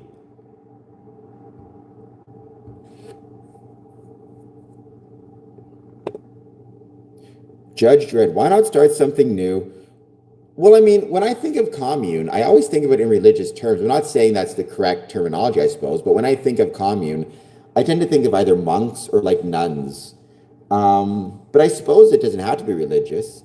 But even then, I would say I'm not the best person to ask because I didn't start an organization. I joined an organization and have been very, very active within it. But starting one from scratch, I mean, I would say if you want to use from the Masonic perspective, then probably what you want to remember first and foremost is, you think about it in terms of Freemasonry, it didn't start out of nowhere. It started from a profession, right? It was stonemasons and Masonic guilds that, branched out and formed a social club. So it doesn't hurt. I mean, if you want to start a commune, I guess my advice would be maybe look at professions that have union halls and things like that, and then consider how you can create a social club through the professional component. I mean, it's not exclusive to Freemasonry. Free gardeners, the Legion, the Fraternal Order of Police, all of these organizations ultimately started out as professions of some sort and branched into a social club or social group. Yenzabar, I mean, I don't think I'm schizophrenic, but just because you're schizophrenic doesn't mean you can't have some good points. You need to keep that in mind as well. But let's not be knocking people with mental health issues. So, Strategy Master, there is, well, Judge Dredd, at that point, I don't know if starting a commune on your own property is a good idea. I guess what I'll say is best of luck to you. Is a practicing Mason in Europe who reaches 99 degrees? I mean, to my knowledge, Illuminati does not exist anywhere anymore. At least for the last 100 years or more, they haven't been relevant and haven't been, important within the, at least they haven't been relevant. Now, there might still be people running around calling themselves Illuminati, primarily to scam people out of money, but that doesn't mean they are the Illuminati, right? That just means they got an internet connection and a Facebook account and can send out 300 messages a day telling people they've been selected to join the Illuminati, send us $1 million or whatever it is, and we'll make you a member. I don't think so, Zig Matthias. Again, I've never seen any evidence of any Illuminati. I mean, again, how hard am I looking for it? I don't know. I tried to do some research about it, at least the basics. I feel like at this point, I've been to enough Masonic meetings around the world that if Illuminati were still relevant, I'd have at least run into them.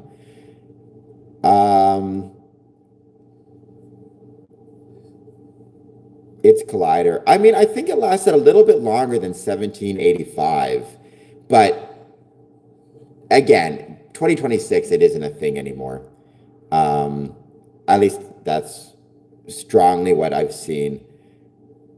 So Strategy Master, again, this kind of obsession with degrees, again, what matters is, and we need to think about when it comes to degrees, is the first 3 degrees: entered apprentice, fellow craft, master mason. That's the 3 degrees in Freemasonry. That's the foundation. Focus on being the best master mason you can be. If you're in like Russia, parts of Europe, and you want to join Memphis Mizraim, which is an appendant body, you can. And, you can join and get 99 degrees. But it doesn't make you any higher ranking than the 3rd degree Master Mason. That's the start. That's where it's most important. That's what matters, right? I got my coffee, Yo Maple. Thank heavens, it's keeping me awake.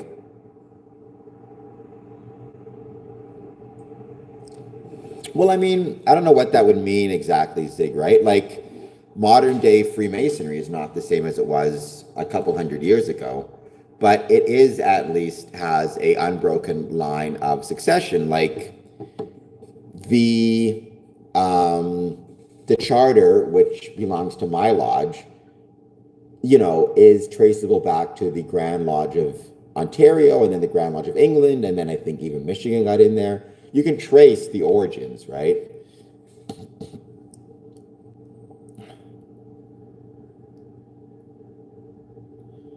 Well, it was disbanded by the Bavarian government in 1785.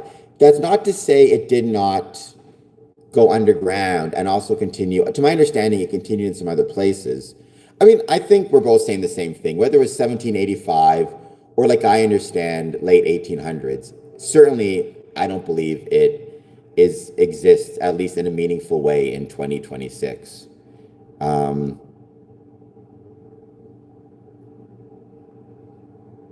So the founder of the Mormon religion was a Mason, Joseph Smith, if I recall the name correctly. Yeah, Joseph Smith.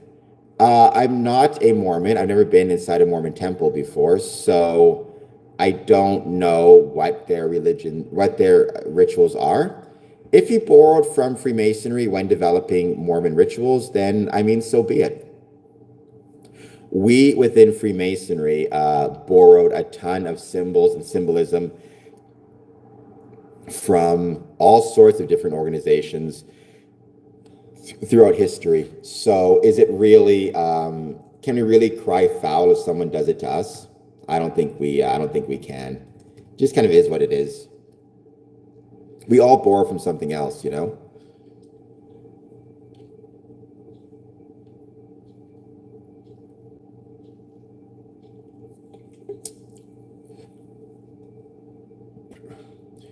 I do believe in evolution.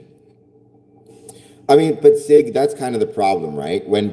Because when a term becomes colloquial, it's very hard to pin it down. And when it's very hard to pin it down, it almost can mean anything or nothing. Like, you know, if I decide I want to start my own group and call it the Illuminati, and I'm able to sucker 7, 8, 10, 20 people to join my group called the Illuminati, have I now, you know, reinvented the Illuminati? Is the Illuminati now in existence? I mean, this kind of goes to the issues of Freemasonry too, though, right? Which is like what keeps Freemasonry from falling into this trap of meaning everything and nothing and anybody can be a Freemason is a structural organization that has continued and that provides, amongst other things, pretty decent rules and structures regarding recognition and regularity and chartering through the different Grand Lodge levels, but also the fact that we're still relevant enough and big enough in communities that we can have some type of enforcement mechanism. Like if somebody tries to start a Masonic lodge illegitimately, we can step away or we can tell brethren not to visit and the lodge will fold.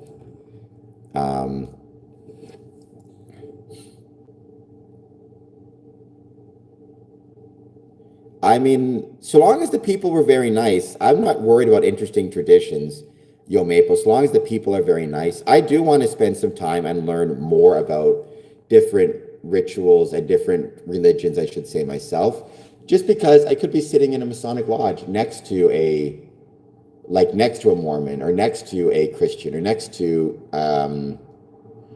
Muslim or whatever it might be. And I want to be able to speak with them about their religious beliefs in like a meaningful way, you know?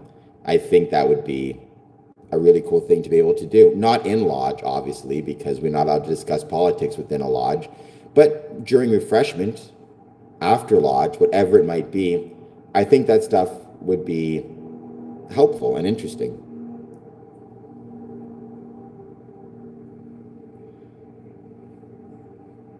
It's a highly interconnected network of global elites. And so is Illuminati just the term that you kind of use to describe kind of that group? Because, you know, I mean, who is a high ranking global elite? Like I would call Joe Rogan a global elite. Financially, he's one of the richest people in the world. I mean, I would call Elon Musk a global elite. It's just, I don't know about that.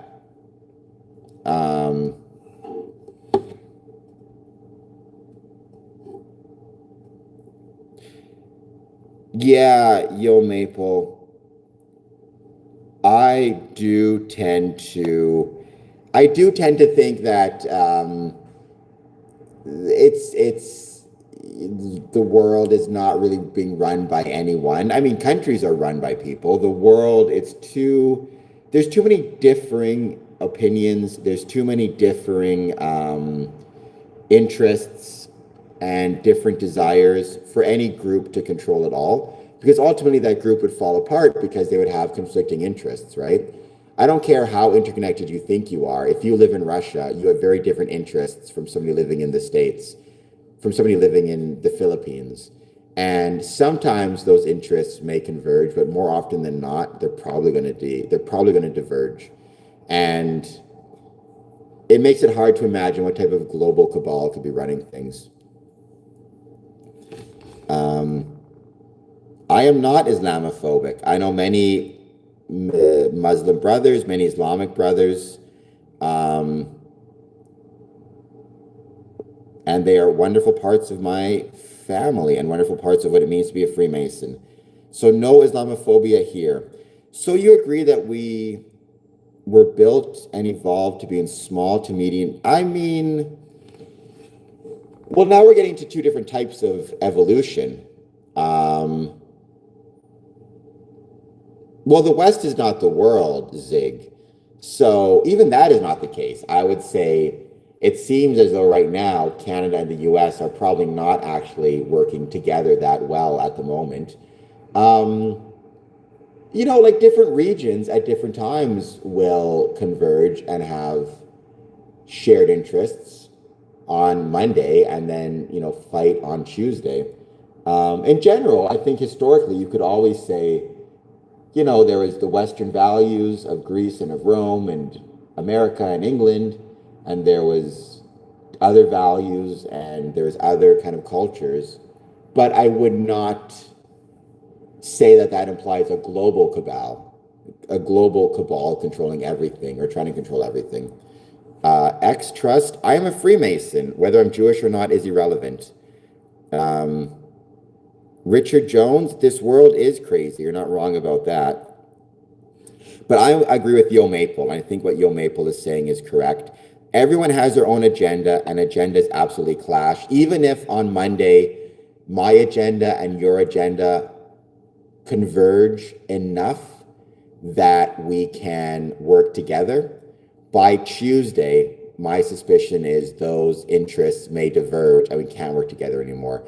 And I certainly think that's true about the globe and the global world. I got a big brain. Please hit like and subscribe, The Truth, pal. Yeah, I've never bought that, Zig Matus. I don't think that's the case. I mean, if you, do I believe in the moon landing? Yes, I believe in the moon landing. Oh, yeah, so evolution. So there's two types of evolution, right? There's biological evolution, which is, a not monkeys we see today, but our common ancestor a few million years ago. Some of them start to stand up and they start to biologically evolve to be bipedal, and others evolve in other directions. It turns out being a bipedal entity has a lot of value, and we evolve different mechanisms that are more fit for the environments. That's biological evolution. Social evolution, like how we live, how we interact with one another, separate from our biology, that is really interesting, but that does get a lot more complicated. So certainly as primates, we are designed or evolved to live in groups. Part of it is probably because babies are so helpless for so long after they're born, unlike, say, you look at like a deer or a giraffe. As that baby is born, and within like 5 minutes, it's walking around or running around. Human babies, it takes them, a year to walk? I don't have any legs, so it takes me I've never walked, but if you have legs, it takes you a year and a bit to be able to walk. It takes you probably at least 5 or 6 years to be able to actually, even at a most basic level, take care of yourself. Somehow manage to, feed yourself and run away from danger. Probably takes you closer to 13, 14, 15 years to be fully developed enough that you don't need any help at all. So we're evolved as primates. It makes sense that from a behavioral perspective, we would naturally have a desire to live in groups, and our behavior would support that. I don't know if evolutionary, biological evolution takes millions of years.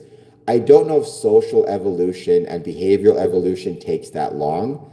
I don't know if it's possible that maybe we could evolve quicker to be more comfortable within large groups of people and to be able to handle large kind of cities and stuff. Certainly, historically, it was not the case, because if the group is too big and we don't know people in it, it causes us a different type of fear, right? But we need a group of people. I guess my point is, I don't necessarily know to what extent behavioral evolutionary theory and biological evolutionary theory converge and diverge. I don't know who Stephen Schmidt is. My father is Harry, who lives in Winnipeg, and he is a Mason. Maybe it did, Binder, but you can still hit like and subscribe.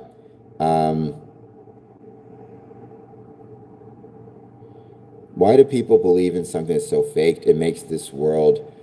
I mean, the moon landing was definitely real. I will say, the second man to set foot on the moon, to set foot on the moon, Buzz Aldrin, was himself a Freemason. And he actually was cool enough to claim the moon on behalf of Texas Freemasons. So there you go.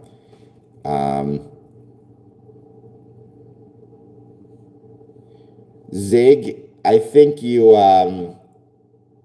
yeah, I think it's baloney.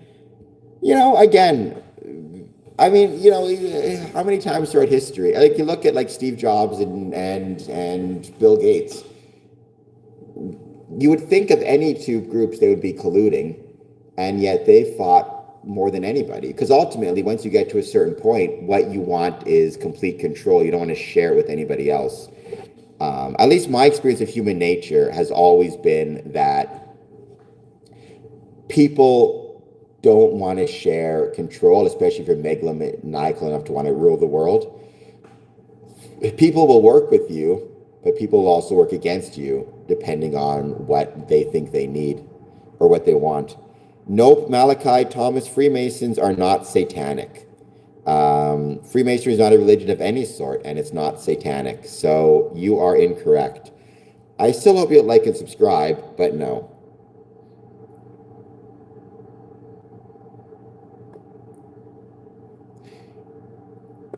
Well, thank you, no blank. Hello, Juan, 33. It's a degree within Freemasonry. It's an honorary degree. Culture and social docent override DNA evolution takes millions of years. Industrial revolution happened only a few thousand years. Why haven't they caught up yet? Well, that's the question. I mean, a lot of people say that our biological evolution has not caught up to social evolution, which might be true. I don't know for sure, but it's an interesting idea. I think we're going to be landing on the moon again in a year, which I look forward to.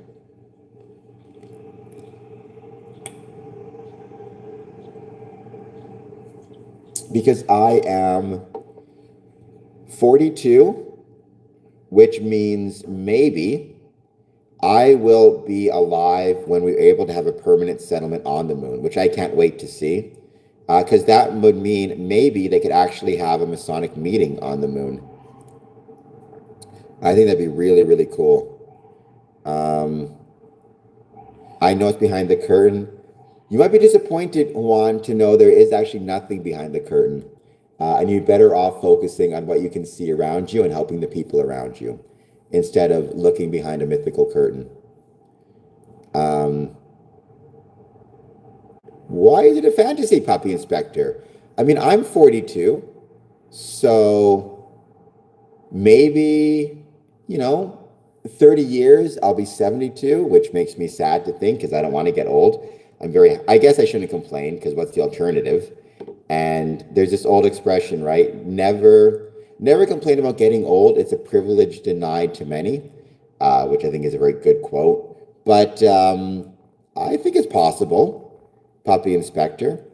I mean, I would not have believed it was possible to get a job as a puppy inspector.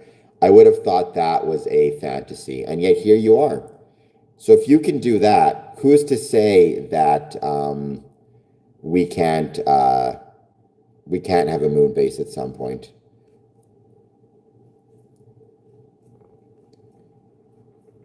Come on, I know the ritual. Cool down. I'm in the know. Well, good for you. I'm not so sure about that. Rutro, how's it going? I appreciate being here. Keep in mind, I never share specifics about Masonic ritual.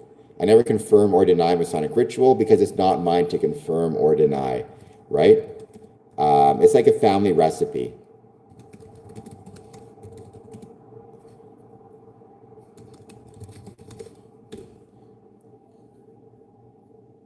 Yeah, I heard about that. Um, the about the ISS. I mean, hopefully they get something else up there. I love space exploration. I love space travel. I think space travel is a really cool thing. I've actually written, and by the way, Yo Maple, don't forget to sign up for Medium because once again, I'm trying to get people across my different channels, including on Medium. I would be really appreciative of it.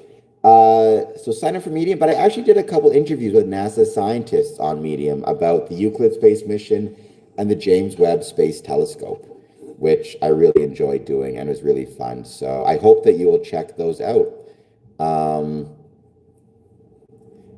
no, it's not, Richard Jones. No, it's not. I'm grateful for NASA. I'm grateful for the space program. I'm also grateful that within my lifetime, not only will humans once again land on the moon, but we may have a permanent settlement. Maybe not puppy inspector, but I think it's possible.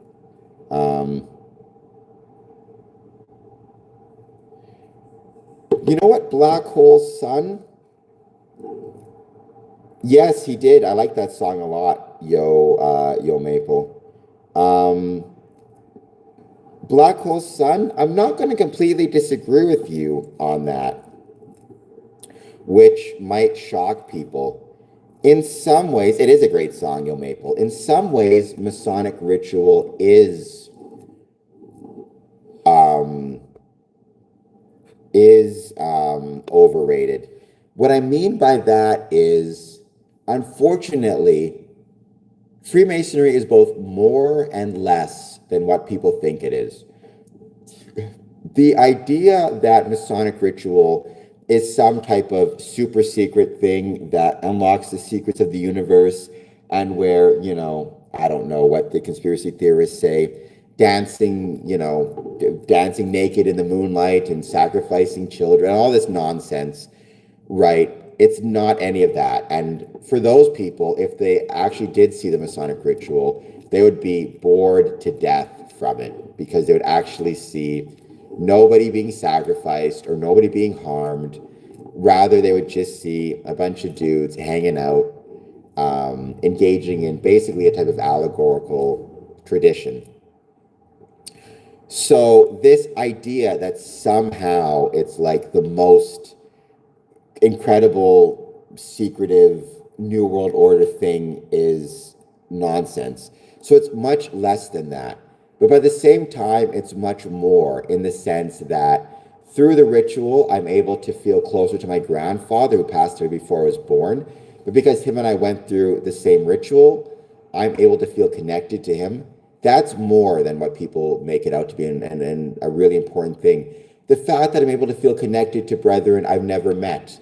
When I travel to Chicago, when I travel to the Philippines, I'm able to meet brethren and feel connected to them. That's a big deal. That's important. And that is what makes it more than people give it credit for. So it is about being more and less at the same time. Koza, I mean, if it sounds that way to you, then so be it. I don't know what the black hole sun is. I don't know what that refers to.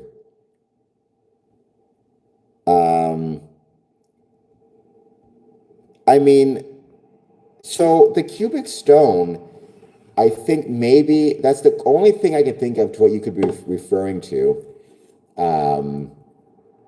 I mean, the cubic stone, it's not even really part of Craft Lodge, at least emulation ritual. I'll say that. It pops up in Scottish Rite.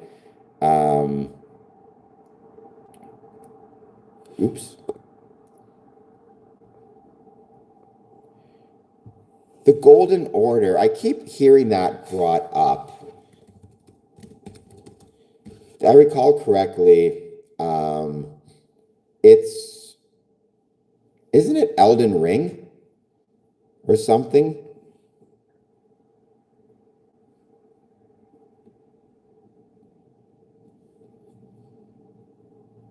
Your face is irritating. Well, you don't have to stay on the stream, King Alfred. I don't think you are a king, for the record. You realize you can leave at any time.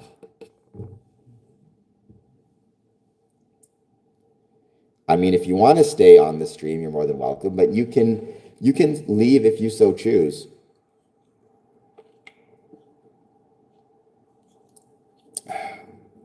Zig, they're pillars, is what they are. They're pillars, and they're referenced in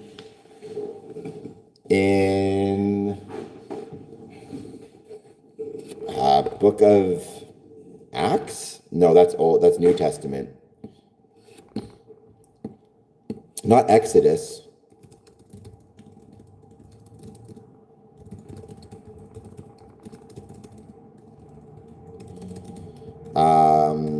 Where is it referenced? I'm curious now. Chronicles, I guess it is.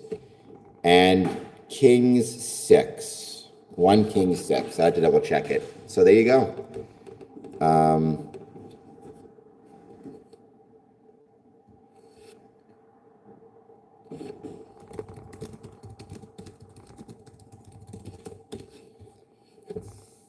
I don't know squat about the Bible. That's true. I think you're talking about Hermetic Order of Golden Dawn. It's not Masonic. I think it was created by a couple of Masons, but so was the Young Farmers Association of America.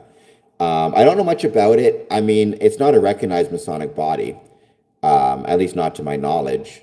I've never had any Golden Dawn Order people show up to any of my meetings. Hello, I am still streaming. I'll be ending this stream soon, running downstairs to grab a coffee, posting something on social media, then heading back home and then restarting the stream again. I'm doing basically a 24-hour content marathon, followed by the fireworks here. So I'm going to be streaming those as well. So be prepared for seeing a lot of my ugly face over the next little bit, if you so want to, and if you so choose. This is a green screen. This is my Masonic building. I came here this morning because I needed to get some coffee quick. And so this is where I chose to come to grab some. There's actually a coffee club happening here, 8:30 to 10:30, Monday to Friday. If you get the chance, sorry, Mondays, Wednesdays, Fridays. If you get the chance, come to Coffee Club in Windsor at the Windsor Masonic Temple. I mean, I guess if you're Hindu, you believe that, like that would be reincarnation. I don't believe in reincarnation, if that's what you're asking. I think my spirit, like the best answer to the question of what will happen when you die is the world goes on. What will happen to my spirit precisely? I don't know. I think it will remain having a value. Whether it will be a conscious experience, I don't know. I don't think so, personally. What is the best indicator of the health of Masonic Lodge? Attendance is at 37%. Membership is at 23%. Interesting how attendance is not as high as I thought. I'm already handsome, Black Hole Sun. This is a handsome face, all right? I mean, I'm not going to recommend anybody take any substances without first talking to a doctor, just for the record. Please take a moment, hit like, hit subscribe. I'm going to be ending this stream shortly. I got to get some coffee, but we'll be back on very soon. I promise.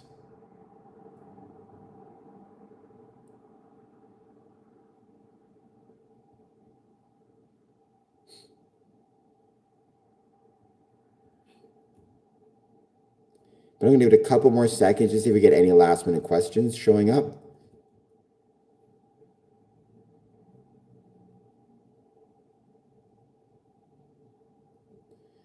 Well, I mean, I try not to censor people as a general rule. It depends on if I think they're being legit or being trolls or whatever it might be.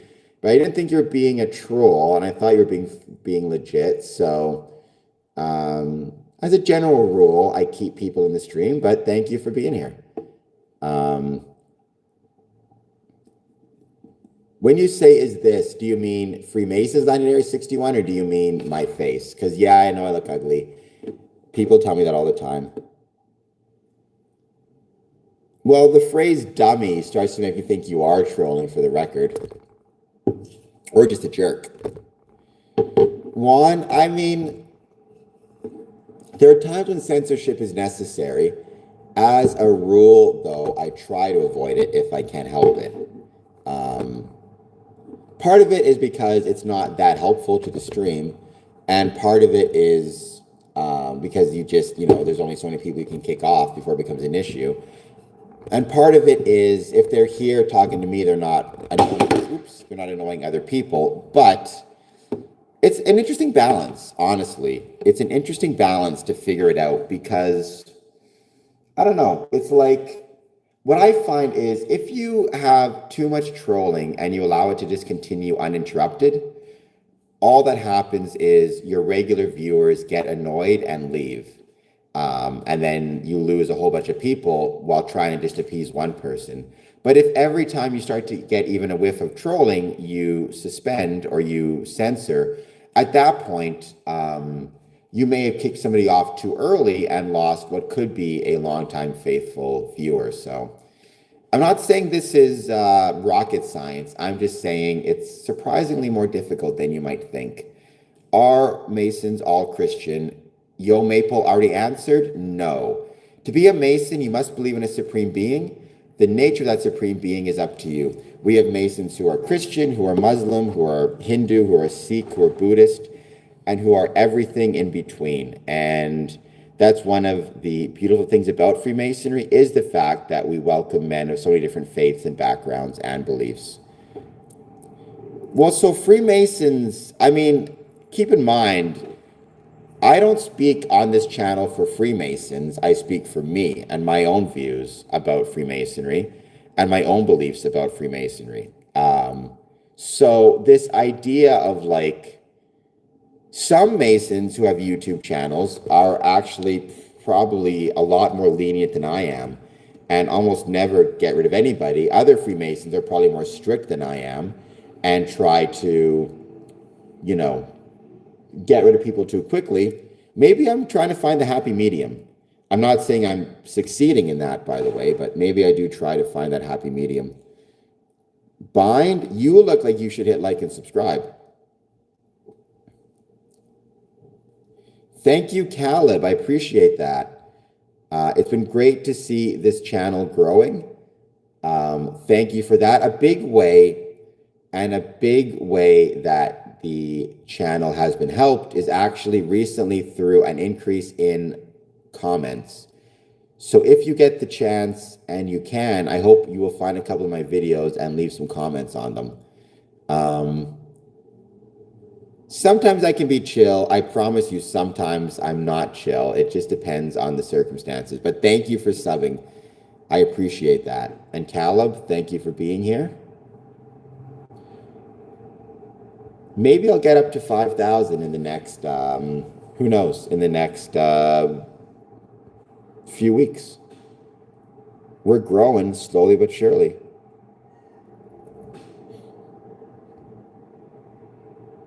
Rob, I mean, no one should be hazing you. I don't know what the nature of the hazing was, but if it was anything, violent or harmful, you should contact the police. I appreciate that, Caleb. Honestly, donating $1 helps out big time. And if you can't donate even $1, subscribing and liking helps out big time. And leaving a comment, all of that stuff is completely free. No, Juan, you don't need to be invited to be a Freemason. A lot of people think that you do, and so they sit there waiting for an invitation. If you want to be a Freemason, you have to take the first step of your own free will and accord. You have to show up at the lodge and express your interest in joining, or write them a letter or send them an email. And it goes from there. My father's a kid displaced in Europe. I mean, cool. Freemasons are, Shriners and Freemasons are very supportive of community, and I think that's awesome. All right, guys, time to take another break. I will be back on soon. I'm going to probably post some stuff on YouTube Shorts as well, but I do have to run, grab some more coffee. I may take a quick video downstairs. I'll be back on, though, shortly. Just turn your notification bell to make sure if you're watching for me, you'll get the notification as soon as I come back on the stream. All right, guys, I'll see you all soon. It was a very interesting chat this morning. I will say the early morning chats are usually the most interesting ones, without much question there. All right, I'll talk to you guys soon. Thank you all for being here. Peace, yo maple. I will ride the goat back to my place after we get some coffee.